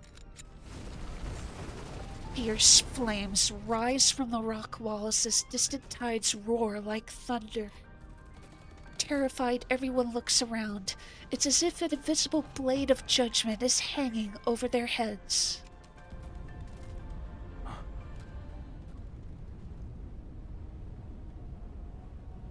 Countless mist-like shadows surround the rock walls. They resemble the floating specks of light above Whalefall City as they coalesce into ethereal spirits. Naturally formless, they slowly gather toward the center, yet I can make out their blurry figures. The flames surging toward the seabed are extinguished. It's as if they're afraid of harming the shadows. This is... Raphael doesn't reply. His gaze doesn't leave the seabed's center. The singing grows more powerful as the shadows close in. The loaded weapons fall to the ground once more. Greed and delusions return to the invaders. An eerie stillness permeates the seabed as the shadows suddenly turn around. You always said you'd bring us to Whalefall City. I thought you were bragging. You did it. You actually brought us back home. Raphael, you don't need me to cover for you when you sneak off to the shore anymore, right? Wait, you must be living on the surface already. The Maestro tattled to Her Majesty on the day you went to the surface, saying you skipped class again. I wish I could attend the Maestro's classes again. Has Aiden grown taller? Now that I'm gone, I wonder where he goes when he skips class. Please deliver a message for me next time you see him. Whalefall City isn't that exciting. It's nowhere near as good as life on land. Tell him to take his time coming back. I hold Raphael's hand. I could still feel the subtle trembling in his palm. It's you. You still look the same as you did when you snuck off to the shore, but you've grown up. His dad? You resemble the sea god more than I had expected. His hand suddenly tightens as the man's spirit stirs Raphael's emotions. Another shadow appears and stands shoulder to shoulder with him. In the blink of an eye, the shadow draws near. It slowly raises what appears to be an arm made of swirling light and darkness. The trembling in his hand grows more intense. Raphael seemingly wants to grasp that shadow, but he's unable to touch it. His hand remains suspended in midair. Across time's vastness, across the boundary between life and death, their hands gently overlap. Ah, a fellow hunter. Hello, welcome.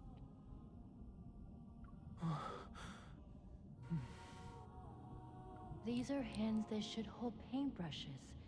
Hatred and bloodshed should never stain them. Go now, my dear boy. Go to where you truly belong. I'm doing well, Hunter. How are you doing? No matter where life takes you, I hope you can find happiness. The mist-like figures approach Raphael one by one. Smiling, they wave goodbye and gather once more around the invaders. Oh, thank you very much. The singing around them suddenly becomes ethereal and otherworldly. It's like the most distant of whale songs from the ocean's depths.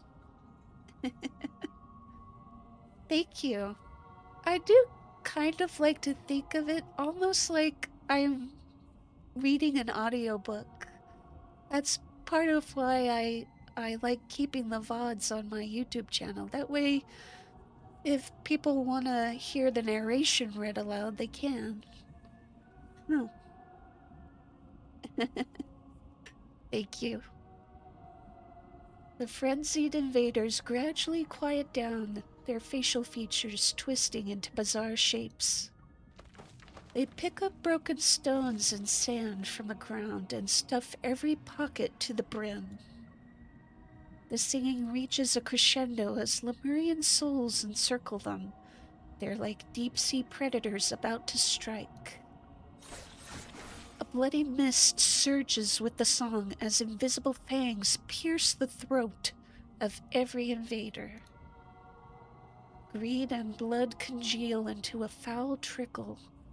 They flow beneath the spirit's feet that never touch the ground.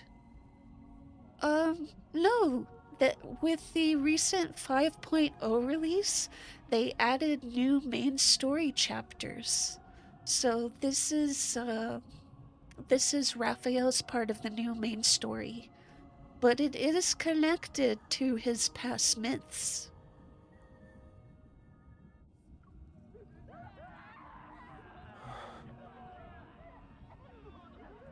The screams reverberate throughout the court for what feels like an eternity. Amid the ceaseless song, I can't see Raphael's expression. I only sense that his gaze remains fixed on a single place for a long time.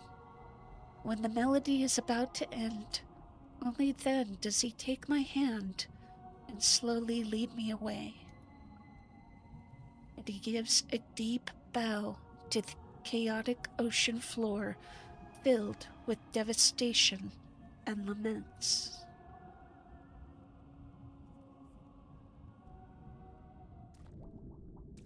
Leaving the court and following Amon's guidance, I silently approach Raphael. As our fingers intertwine, he silently takes my hand. Yeah, I was thinking that too.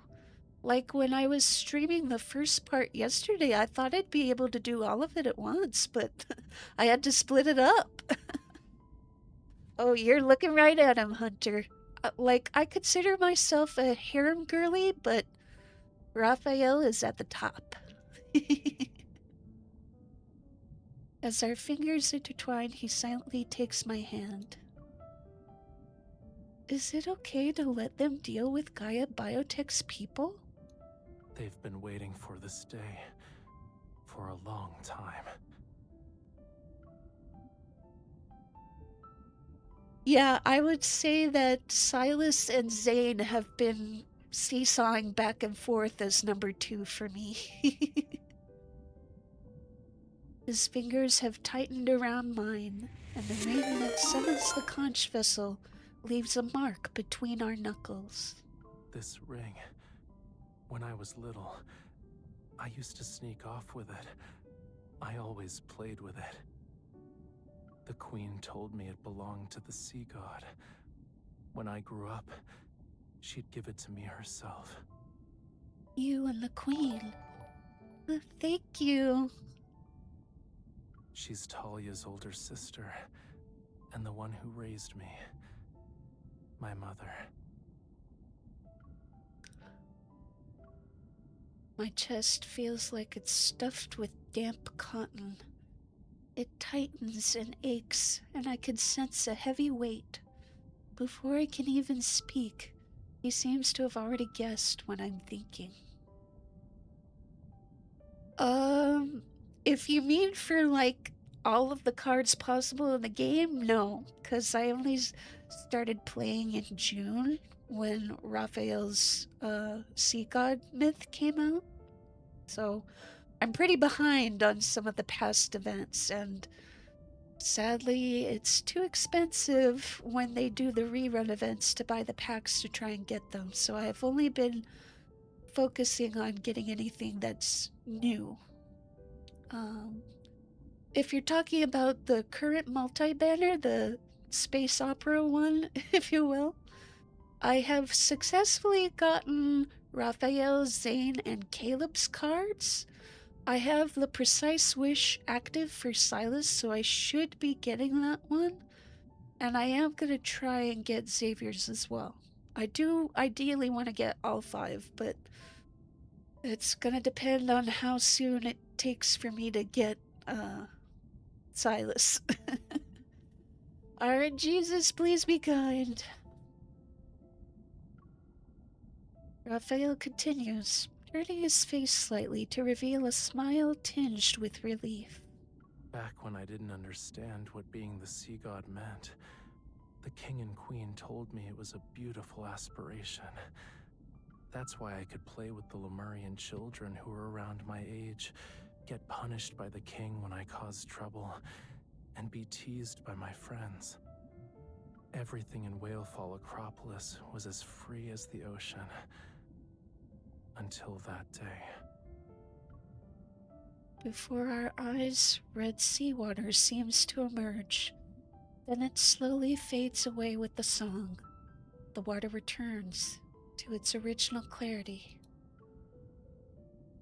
The scattered memories from Raphael's past merge into a complete picture.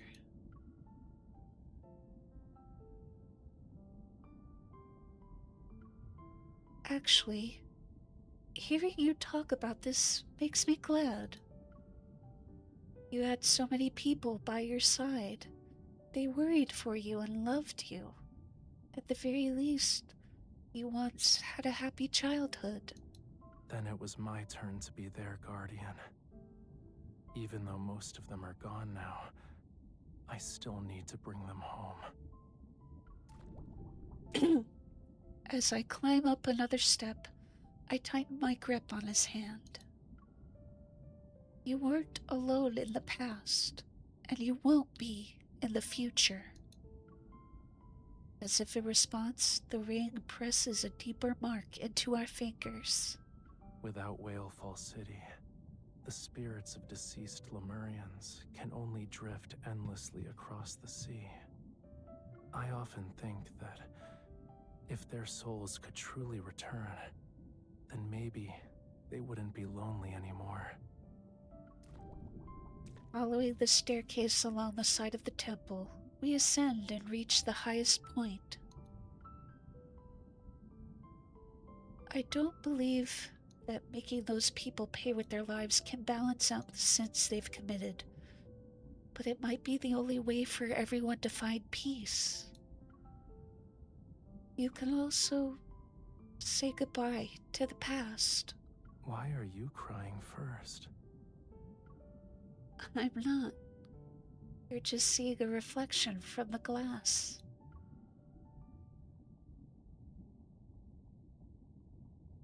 He stops and gently raises his hand to wipe my tears. You've witnessed the curtain call.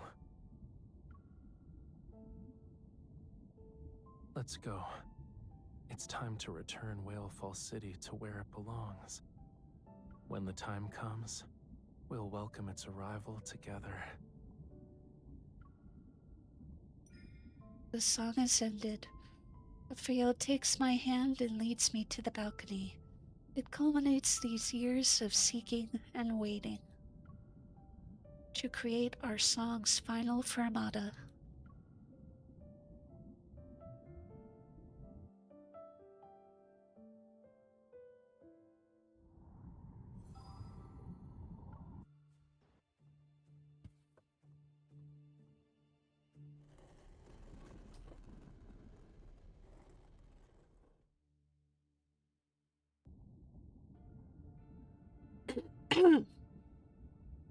The massive stone doors of the sea god's temple respond to their ruler's call. They slowly part when Raphael raises his hand. Streams of light flow across the stone engravings. Following Raphael's gaze, I see an empty alcove in the wall. Is something wrong? It's nothing. I just wanted to take a good look at this place before saying goodbye.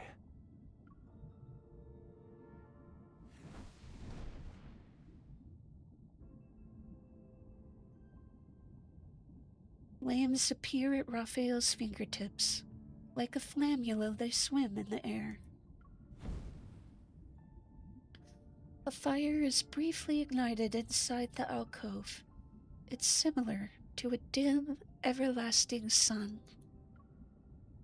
As Amun said, the sea god's divine power can return the flame to this temple.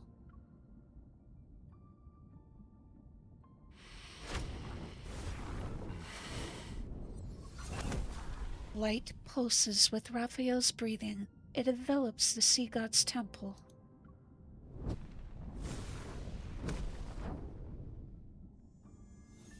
The flame in the alcove surges with a more magnificent energy. The scattered specks of light in Whalefall City dance with renewed vigor.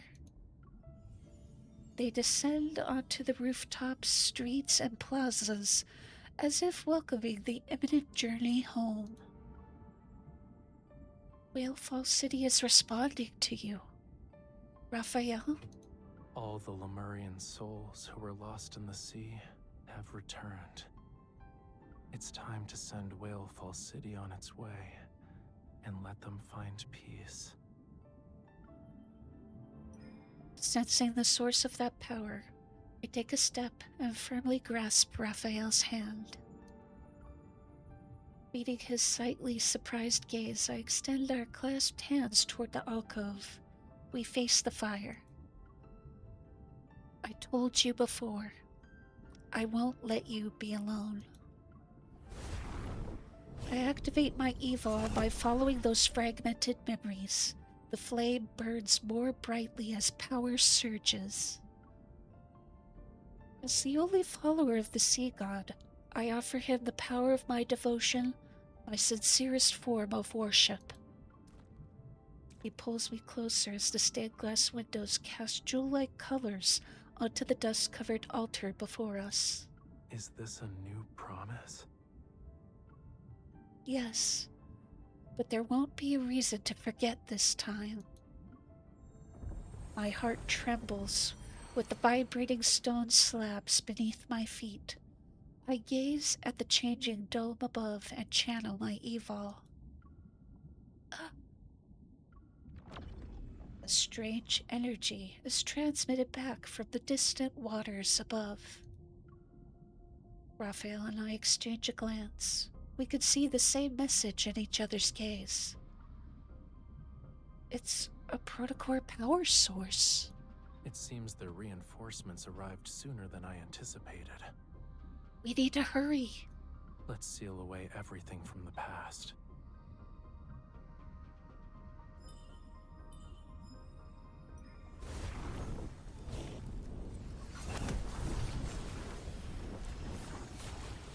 Flames in the wall's niches roar upward.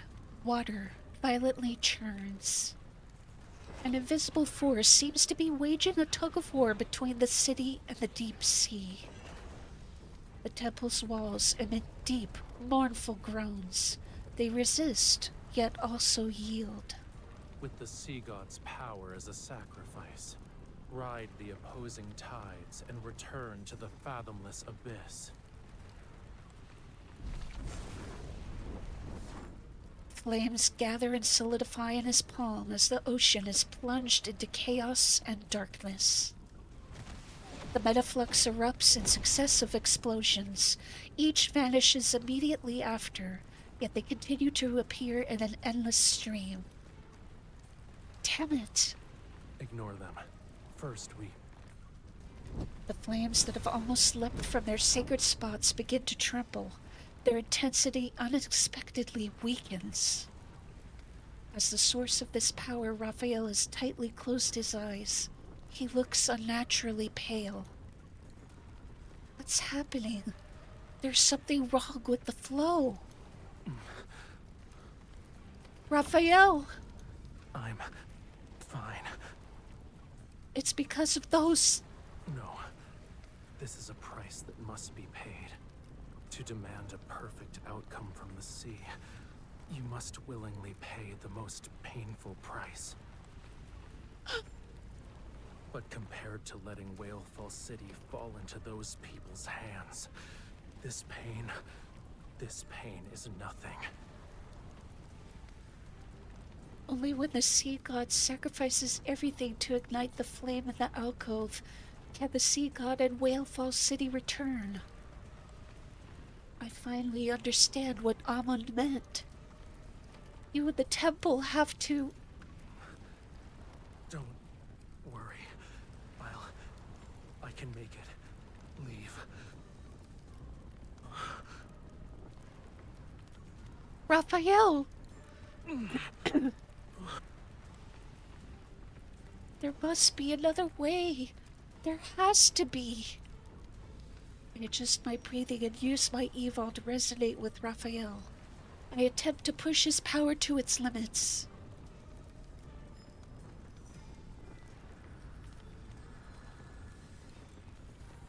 Again.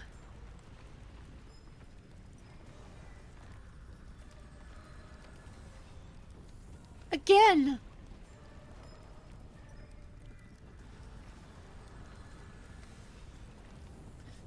Each release fails to move Whalefall City. But these repeated attempts allow me to sense an invisible tether that's pulling Raphael into a rift of nothingness. They mistook the sea's tolerance for submission and forgot about its cruelty. But I remember, and I will reclaim this forgotten power. Our futile attempts will drain his energy. Raman's words resound in my ears like a tsunami. Is it possible that Raphael, with the complete power from the tome of the sea god? Only those who have a bond with the sea god can awaken the tome.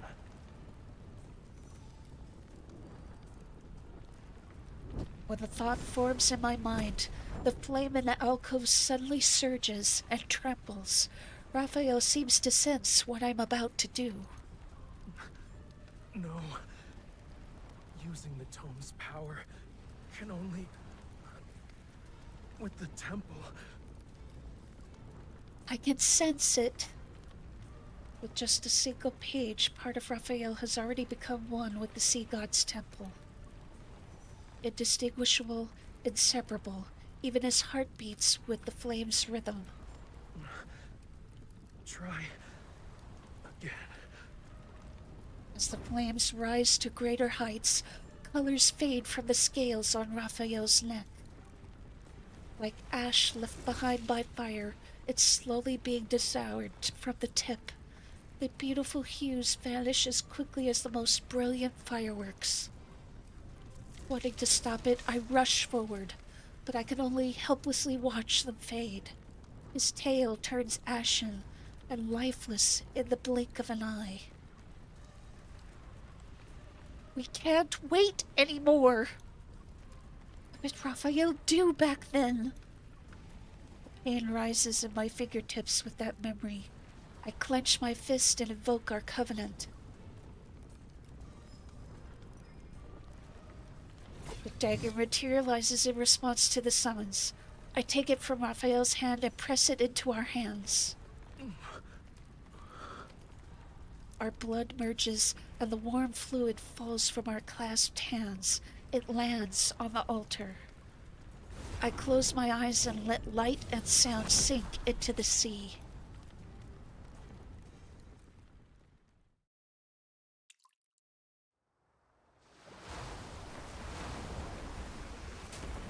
In the distant waters belonging to Lincoln City's southeastern region, the sea churns without the wind. Terrifying giant waves rise. In the center of an almost abandoned private island, red lights flicker in the sapphire-like blue hole, that they quickly vanish into the depths. In some overlooked coastal mudflats, shorelines, and even in the middle of oceans, seawater bubbles like boiling foam. They surge and subside. Every body of seawater on this planet, every single drop shares one mission. The waves must rise. Gentle waves, furious waves, waves powerful enough to shatter everything. They surge from the sea's surface and the ocean's depths. They rush in the same direction. Flames emerge from the blood. Beginning as small warm embers, they spread out with great speed. The temple is engulfed in a fiery vortex.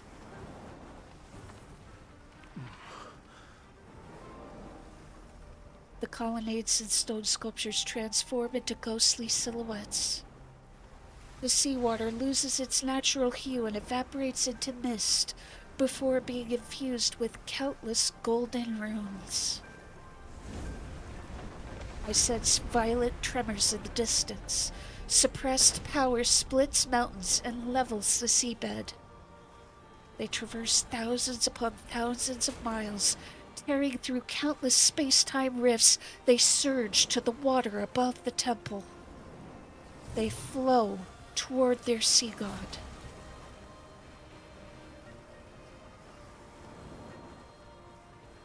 Raphael!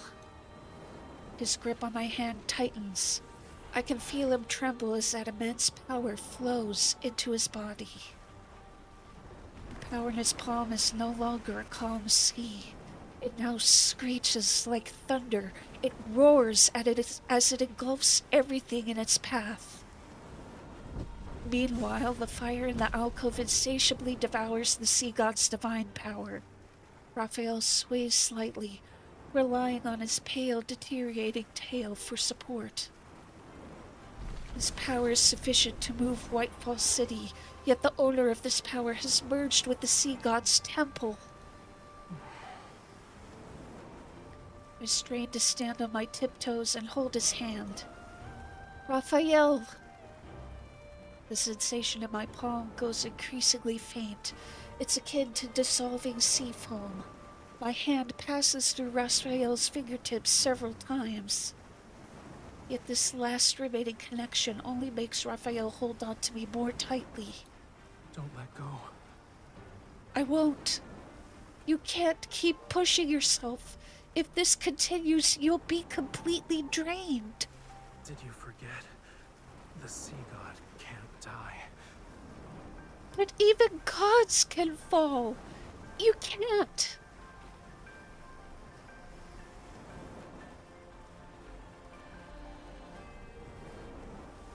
Trembling fingers brush against my eyelashes.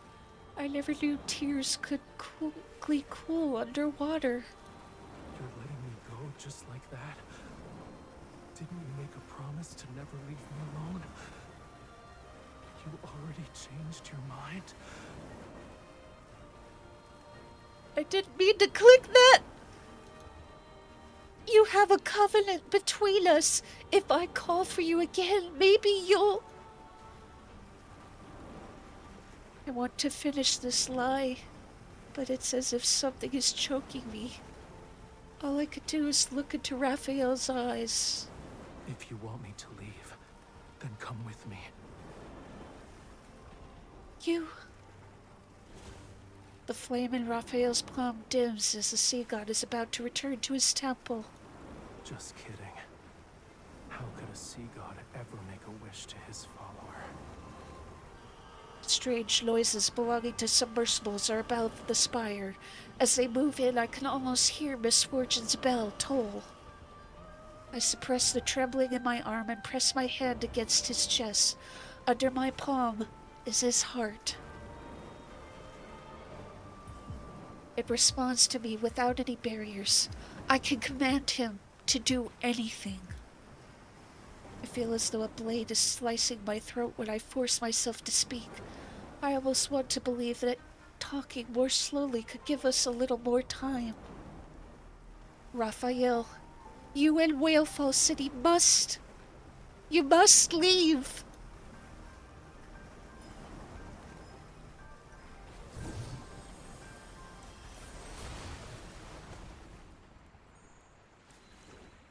Powerful forces threatening to tear everything apart make peace return. Massive waves subside, and the boiling sea grows still. The final strand of golden light wraps itself around Raphael's fingers as roaring seawater recedes into the abyss. He bends down to embrace me. He can no longer defy fate. On an ordinary weekend, an idle afternoon, or a meaningless, normal day. If you want to see me again, you'll have to wait a very, very long time. Oh. I'll wait as long as it takes. With great effort, I hug him and look over his shoulder one last time at the dancing firelight in the wall's niche. Raphael, you don't have a whale ash lamp. Take our covenant with you on your journey. What matters is that you stay safe.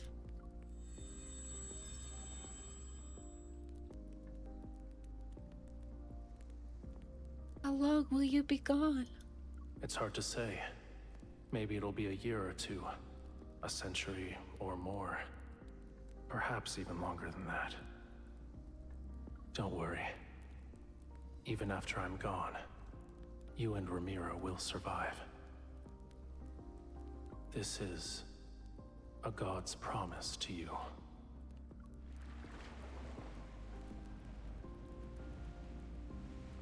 The gloomy ocean floor has lost its only source of light. A barren seabed filled with swirling sand and sediment remains. The invaders' submersibles have nowhere to go. They're suspended in the empty vastness of the deep sea. The prize they had devoted everything to plundering has vanished into the cracks of space-time forever. Not a single word remains, no traces are left. It's as if the entire city was a magnificent illusion crafted by the sea god himself. The sea god's wish.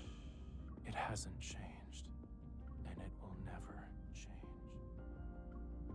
I open my mouth, but my words and thoughts transform into silvery white foam and drift away with the ocean currents toward an invisible horizon.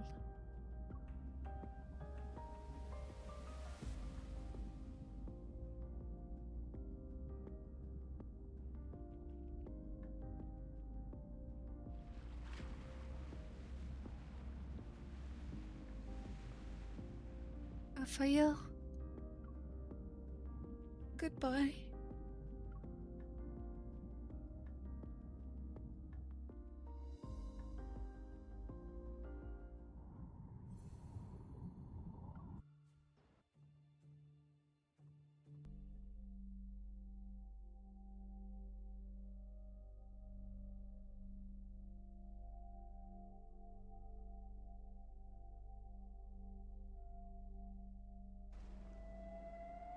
Melodious flute music and whale songs urge me to regain consciousness as I struggle to wake up from a darkness that's as deep as the ocean. The harsh sunlight stings my eyes.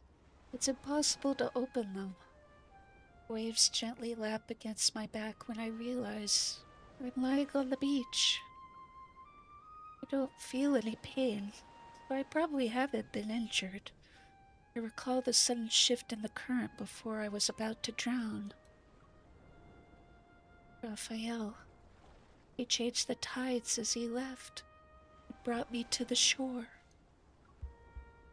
The tremors from resonating too many times still course through my veins. Pain explodes in my chest and spreads to my fingertips. Memories of my farewell to Raphael play chaotically in my mind.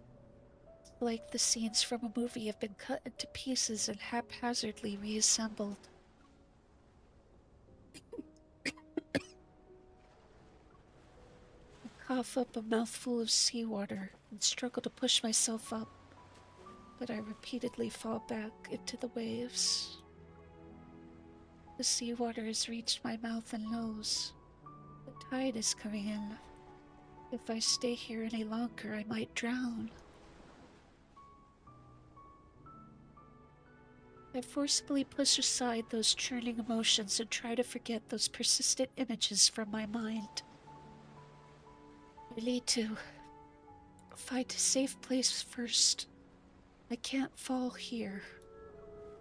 I struggle to my feet again and again, only to fall back into the waves. Accompanied by shouts, the sound of several footsteps reaches the beach. Help me.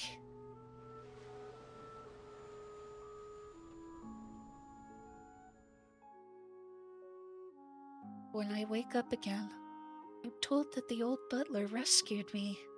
While my body has no serious injuries, I'm still weak and need to quietly recover. The Gaia Biotech researchers withdraw from Wave Chaser Island. Their massive vessels leave the harbor as if they were never there. With the departure of Whale Fall City, the Lemurians on Wave Chaser Island fall into a prolonged state of melancholy.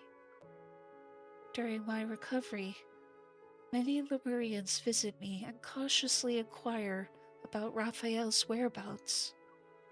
I desperately try to remember, but whenever I approach the door locking away my memories, a sharp pain stabs my mind.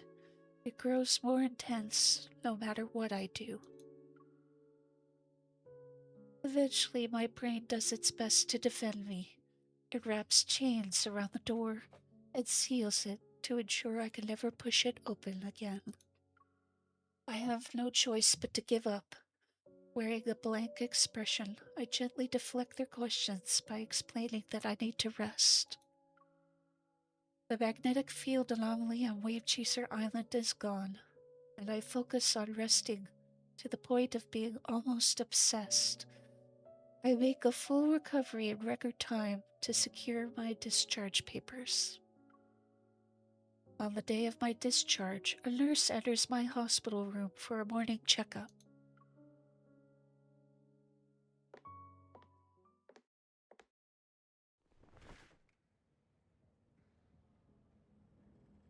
I close my eyes in response to daylight flooding in. The figure of a nurse appears and approaches me with a forehead thermometer. I'm being discharged at noon today.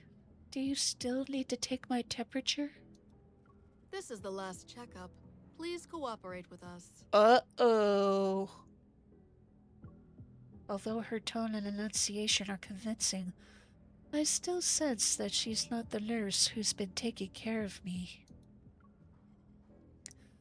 This voice, I've heard it somewhere before. Then I realize why it sounds familiar. I've seen her before. She quickly appears in my memories. It's a shame we're seeing each other again when you're in such a pitiful state. Who I am doesn't matter. The real question is, who are you?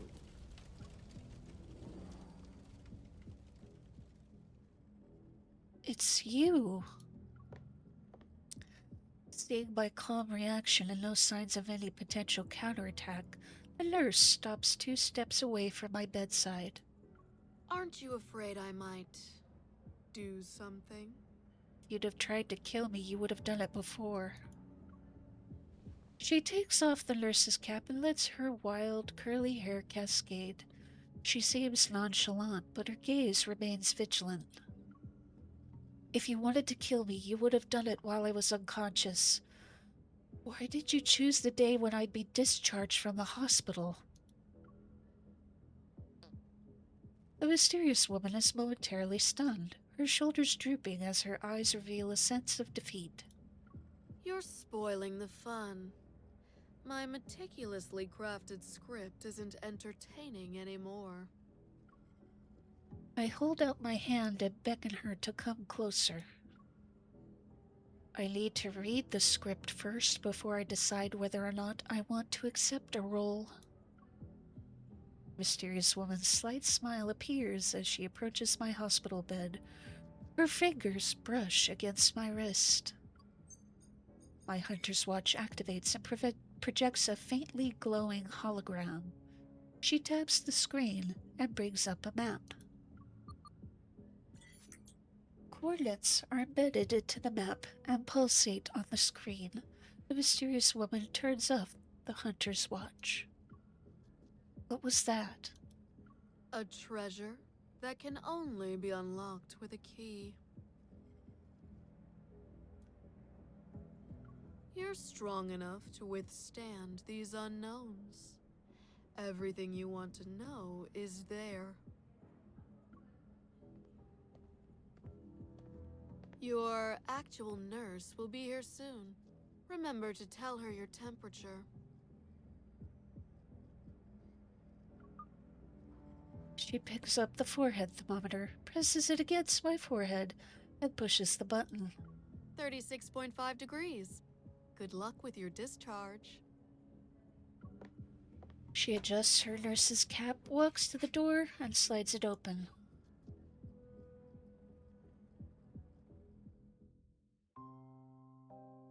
My stay at the hospital ends. After returning to Lincoln City, work has almost numbed every cell in my body. But I don't dare stop.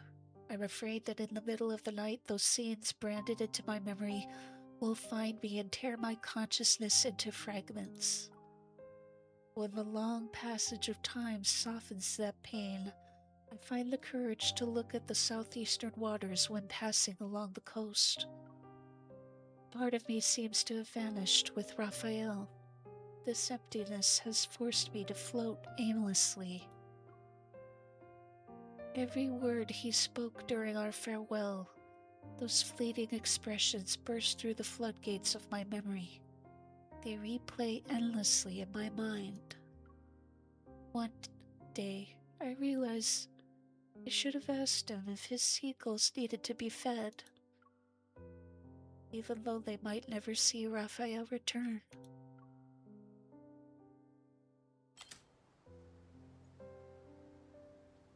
After nearly a month of living in a daze, I finally opened the door to Mo Art's studio. Raphael's unfinished paintings need to be moved to a storage room where temperatures and humidity are precisely controlled. Thomas can't do it by himself. I volunteered to help him organize, and we work together to move them around. The number of Raphael's unfinished paintings is staggering. We spent 3 hours organizing before finally storing the canvases. I didn't realize he had so many sketches. Artists driven by inspiration are like that. They'll make a few brushstrokes when it strikes, and continue when they're in the mood. Thomas hurriedly glances at his watch. It's getting late. I need to head home, but please contact me if you hear anything from Raphael. I can't bring myself to look at him. Yesterday I lied to Thomas and said Raphael wanted to isolate himself on an island for a creative retreat. He won't be in Lincoln for a while. One lie leads another to keep it whole, yet the countdown to this ordeal's end is nowhere to be found. I'll call him every day until he can't take it anymore. Then he'll probably come back. He has several exhibitions coming up. I hope he can make it back in time. Yeah, same. I'll head out now. You should go home. All right. After Thomas leaves, I can't bring myself to go. I remain seated in the middle of the studio for a long time. I stare at the massive unfinished painting on the wall. The sea breeze gently stirs the gauze curtains. I remember when I first met Raphael. He was working on this painting. Back then, it only had a single layer of color, but most of it is already done. My memories take on the bluish-violet hues of the painting. The soft whispers of brushstrokes against the canvas resound in my ears. Raphael was perched on a tall ladder and applying each brushstroke with deliberate care. Although his progress was slow, his attention to detail was extraordinary. He worked on each brushstroke with an intense focus. He seemed to forget himself, and he didn't even notice me standing behind him. I wonder what this painting will look like when it's finished. No one can give me an answer. Desolate moonlight shines on me, and my lonely shadow has nowhere to hide.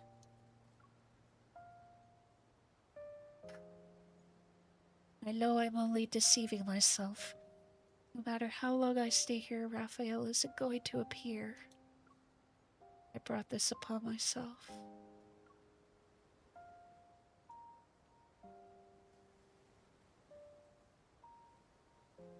Before leaving, I take one last look at the empty studio and whisper to someone who isn't there. Goodbye.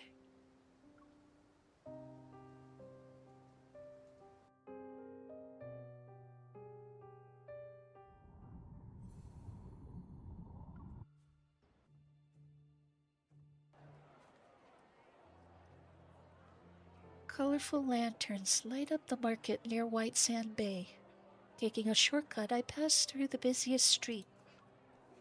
On the beach next to it, students are playing with sparklers. They glitter against the night sky, and I occasionally hear bursts of clear laughter. Pedestrians pass by me and share steaming hot street food. The spicy, savory aromas fill the entire area. Dazed, I walk through it all. The scenes come in and out of focus. I still want to catch that red fish. Spend all our money. I want some ice cream. Two children move past me, and I stop in my tracks. There's a familiar fish scooping stall before my very eyes. My mind slowly begins to function again. I've been here before. The sign still displays those familiar words, in the Sea of Lemuria, to save the final famula in the world. I look at the small pool where a brightly colored flammula is slowly swimming along the edge. Unfortunate. This species of fish can only survive for a week on land. I move closer to the pool, squat down, and watch the flammula swim several laps. Since you're also from that sea, I pay the vendor for a fishing net and position myself along the Famula's swimming route. Aim, dip, scoop, and fail. The Flamula that was leisurely swimming suddenly launches itself as if it were doing a 100-meter sprint. It zigzags through the water to avoid my net. Why are you so fast? How did he catch it back then? Try to remember Raphael's technique from that time. Did he tap the water? When the Flamula slims into a corner, I use the narrow space to my advantage. I block its path with the net and scoop it up in one swift motion. It works. I catch the proud Flamula while it was showing off in the pool. Raphael, look! I did it! I turn, but no one's there. I can only look at the unobstructed path along the street that leads to the coast. The bustling crowd comes and goes, but he won't appear again. No one will show me how to catch fish, or tell me what the red fish is called. I look at the small fish in my net. Its breathing is shallow and its stomach rises and falls as it struggles to stay alive. The fish is gonna slip away, you know. Startled, I turn around again and look toward the source of the voice.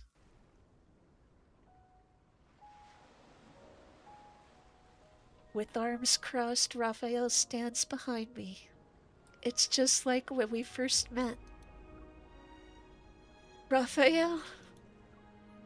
Memory and reality combine to form a complete picture.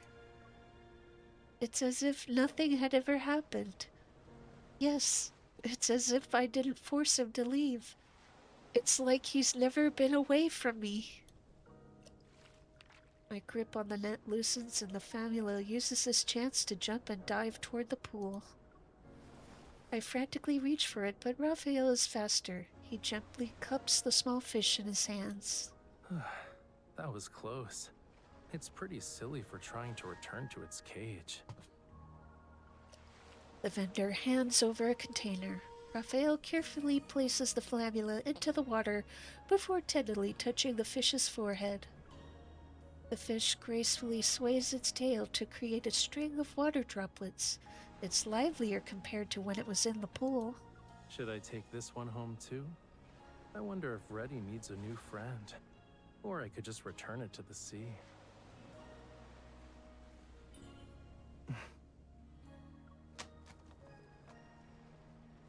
My ice-cold fingertips take longer than usual to register the warmth from his skin. Are you really Raphael? Yeah, the real deal. If you don't believe me, you can pinch me to make sure.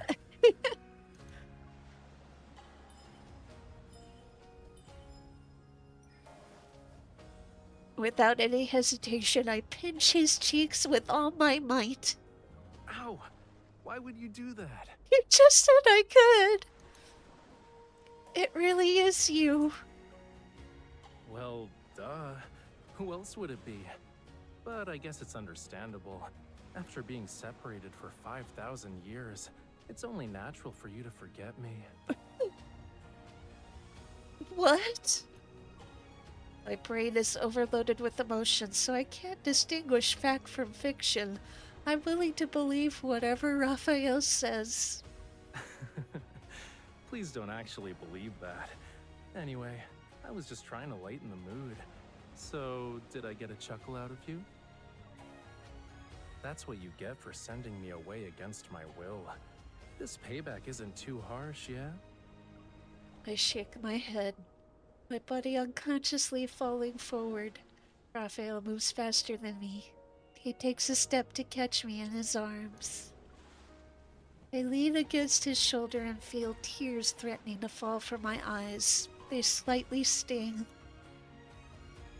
It's a little mean. But since you're not old or 5,000-year-old fish, I'll let it slide.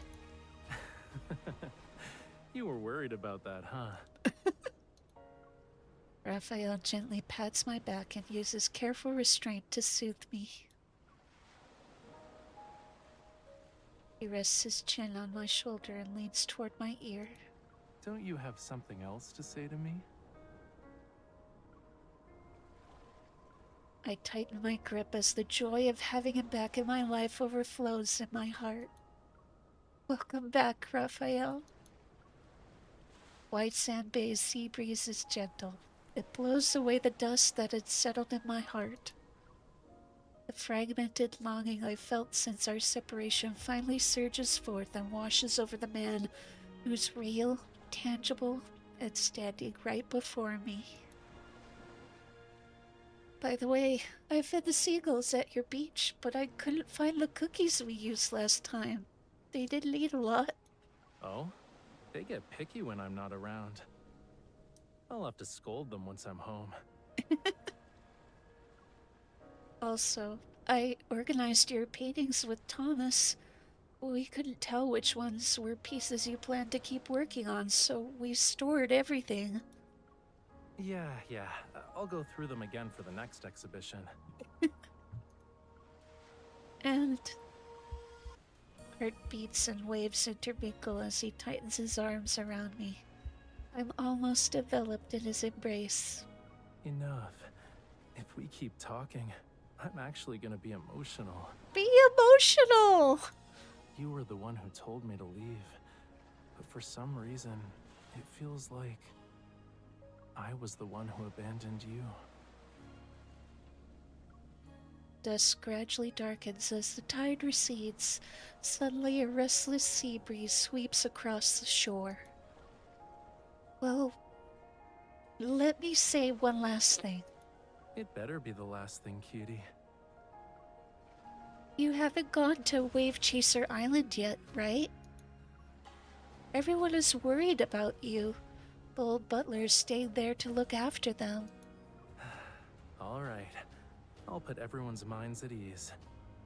And resolve some issues while I'm at it. Seemingly sensing my unease's return, he gently takes my hand to convey a silent reassurance through the calm sea air. Fading sunlight sinks into the waves, and only the tide's refrain repeats before night falls.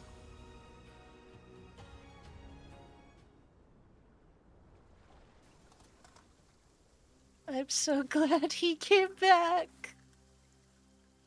Rain cascades onto the city. The night scenery is transformed into a palette of neon colors. The square is nearly devoid of pedestrians. Only hunters wearing uniforms, busy coordinating their movements, are hurrying back and forth. Only one magnetic field anomaly remains. It's expected to be cleared tonight. Then the city will return to normal. But just as everything is about to be wrapped up, the magnetic field that had dissipated reappeared in a more hidden crevice, and it starts to expand once again.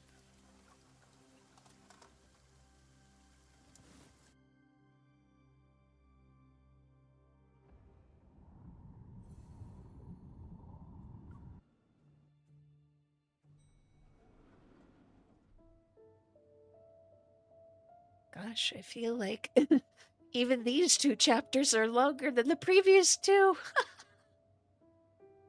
The elevator doors open once again. Kalaya stares at the man who arrived a moment too late. Lucius gives her a polite yet distant nod of acknowledgement before stepping into the elevator. Instantly, the space feels claustrophobic.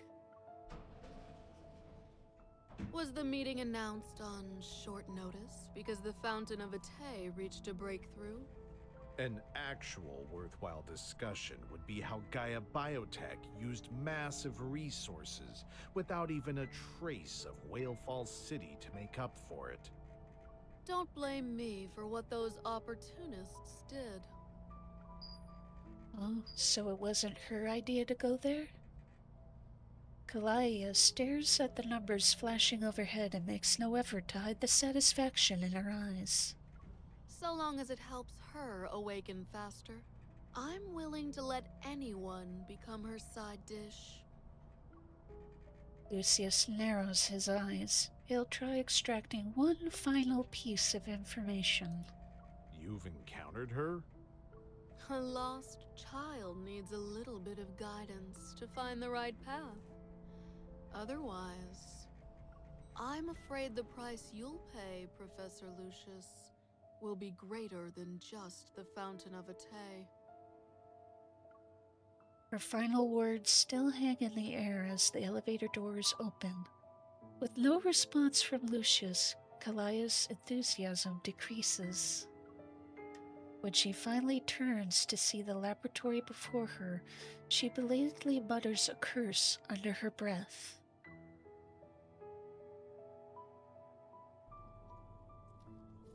Put away your pointless enthusiasm, Kalaya. The time to guide her is already gone.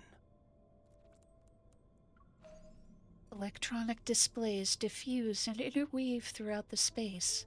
Meanwhile, figures both virtual and real have already taken their positions. Only 2 empty spots remain. The old man in the center appears to have left his hospital room. Behind him is a screen that's significantly larger than the control console. Regardless of the cost, we must make her return immediately. Aren't we being too hasty? Everyone present is clearly... She walks toward the flickering inorganic screen. Her slender fingers tap on several silent figures. unprepared. Time is running out. The grand eradication is almost upon us. Everything is silent, as if those words stole the voices of the people in the room. Time passes. Then Lucius is the first to break the silence. Already? According to the latest decryption of the signals from Deepspace, I thought we'd at least need... Yes, the hunters have resolved most of the magnetic field anomalies. However, those are merely the planet's last desperate gasp for survival. The rules cannot be reversed. As for the signals, we've never been able to decode the most crucial section. It led to our incorrect estimation of how much time we had. On the holographic screen, the floating magnetic field collapses, deconstructs, and reconfigures. It's like a jigsaw puzzle missing countless pieces. After a brief cessation, the magnetic field anomalies will converge and burst again. This confirms the warning in the signals. The grand eradication is here. Oh my. What are we going to do? I still haven't witnessed the full extent of her power. If I die without knowing the truth, I'll have regrets. You're taking this in stride. Then make yourself useful and contribute something better than your own self-interest. Professor, you don't need to be so riled up. I just wanted to... Enough. Save your bickering for later. Once we've emerged as the victors, you'll have all the time in the world to argue. The old man clasps his hands together, his thoughts drifting to a distant place. We can't wait any longer. There's no more time. This is our only chance.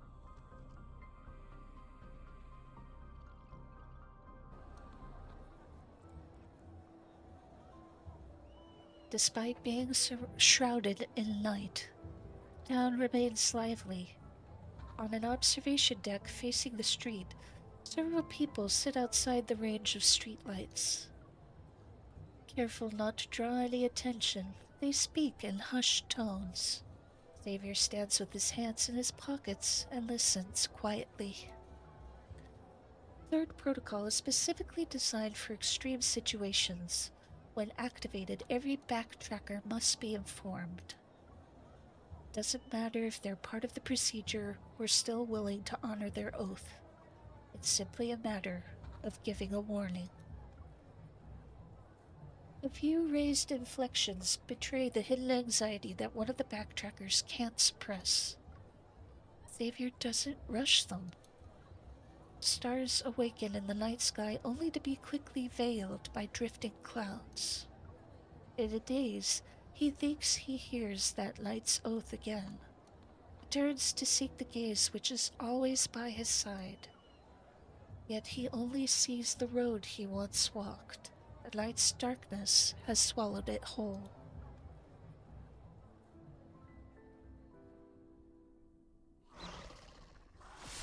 The mindless monster remains frozen. The street lamp's light shines through the hole in its chest where black ice shards have pierced it. Zane adjusts his gloves. When he takes a step, he raises his hand.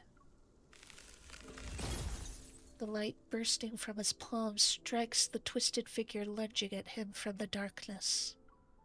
As the last trace of Menaflux dissipates, Thane flexes his fingers. This world's errors are increasing exponentially. He can no longer predict when the rules will begin to collapse. The wind rustles the leaves, and he reaches to tighten his scarf, but he finds nothing around his neck. A hazy instance of disorientation seizes his consciousness. It's seemingly urging him toward the brightly lit area in the distance. But an energy disturbance pulls him back to reality. The dark figure lingers for only a second before turning and vanishing into the night.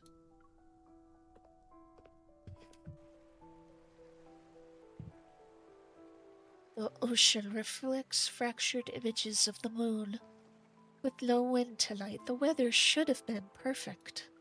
Yet in the deep sea, thousands of marine creatures hang suspended upside down. They're dead. According to the old butler, this has been happening in multiple regions over the past few days. There are no signs of human interference, nor is it a natural disaster. It's more like an indiscriminate extinction from a higher plane of existence. Raphael closes his eyes to dispel the fatigue from his hasty journey to Wave-Chaser Island. He seems to hear the ancient prophecies echoing from the tome of the sea god again. The mark beneath his collarbone faintly burns as Raphael turns to look into the distance. At the horizon, the sea and sky blend into one. A storm is slowly brewing.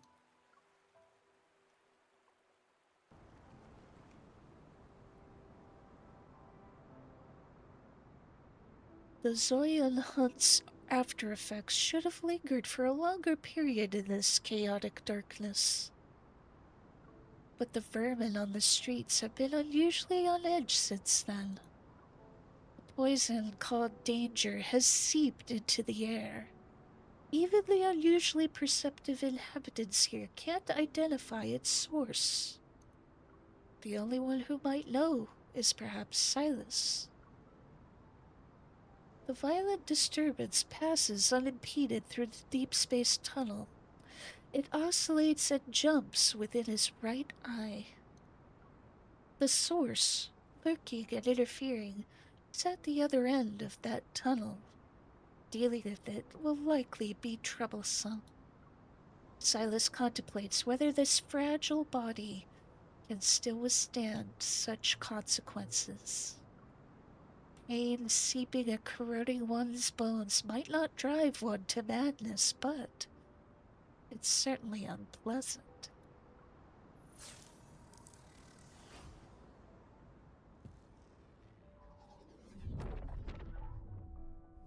The Farspace fleet ship speeds through a field of micrometeoroids and casts chaotic, blurry images of cosmic dust and planetary fragments across the holographic screen. The control console flashes with a dark blue light. A check of the spaceship's condition has been initiated. Passing through the field of micrometeoroids has caused the vessel to sustain 6 impacts. Surface abrasions detected, but the structure remains undamaged. Caleb looks away and spreads his fingers to rotate the holographic star map. To evade a magnetic field storm, the vessel entered an uncharted route and unexpectedly discovered a new part of the deep space tunnel. HQ has carefully reminded him that no contingency protocols were prepared for this region. Red signal fluctuations dance across the screen as the Colonel cuts off the comms channel with HQ. He presses Activate without any hesitation. The vessel's pause ends and heads into the deep space tunnel's unknown depths.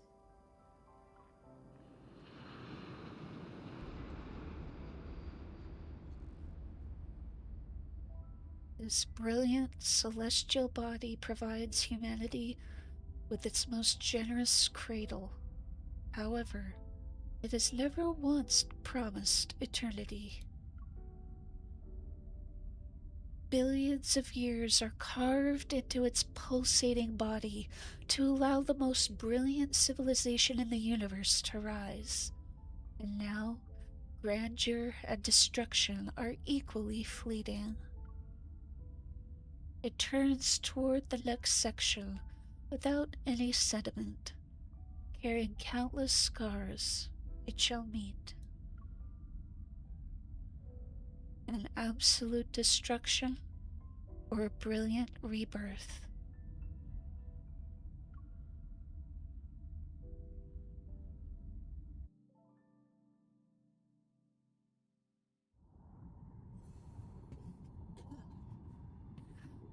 Well, I think that's everything. I'm not going to bother with the bonus battles. I'll do that on my own. But yeah, that's it. That's all of the chapters. So, I'm so glad Raphael came back. Like, I was thinking in the back of my mind, it's like, they're not really going to have him gone, right? There's absolutely no way he's the face of the game. But they had me for a moment there. I'm glad he's back.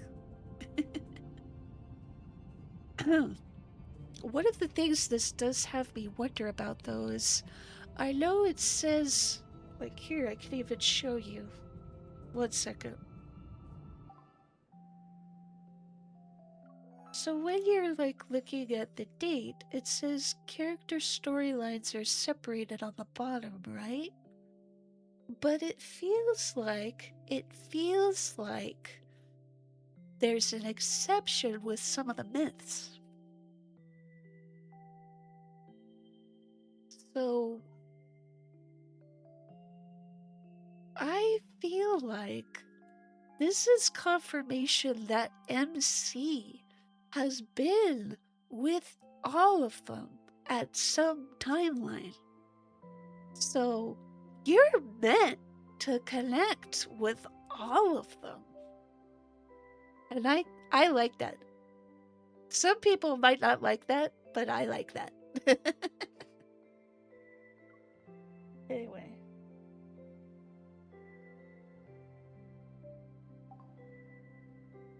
Hello, sweetie.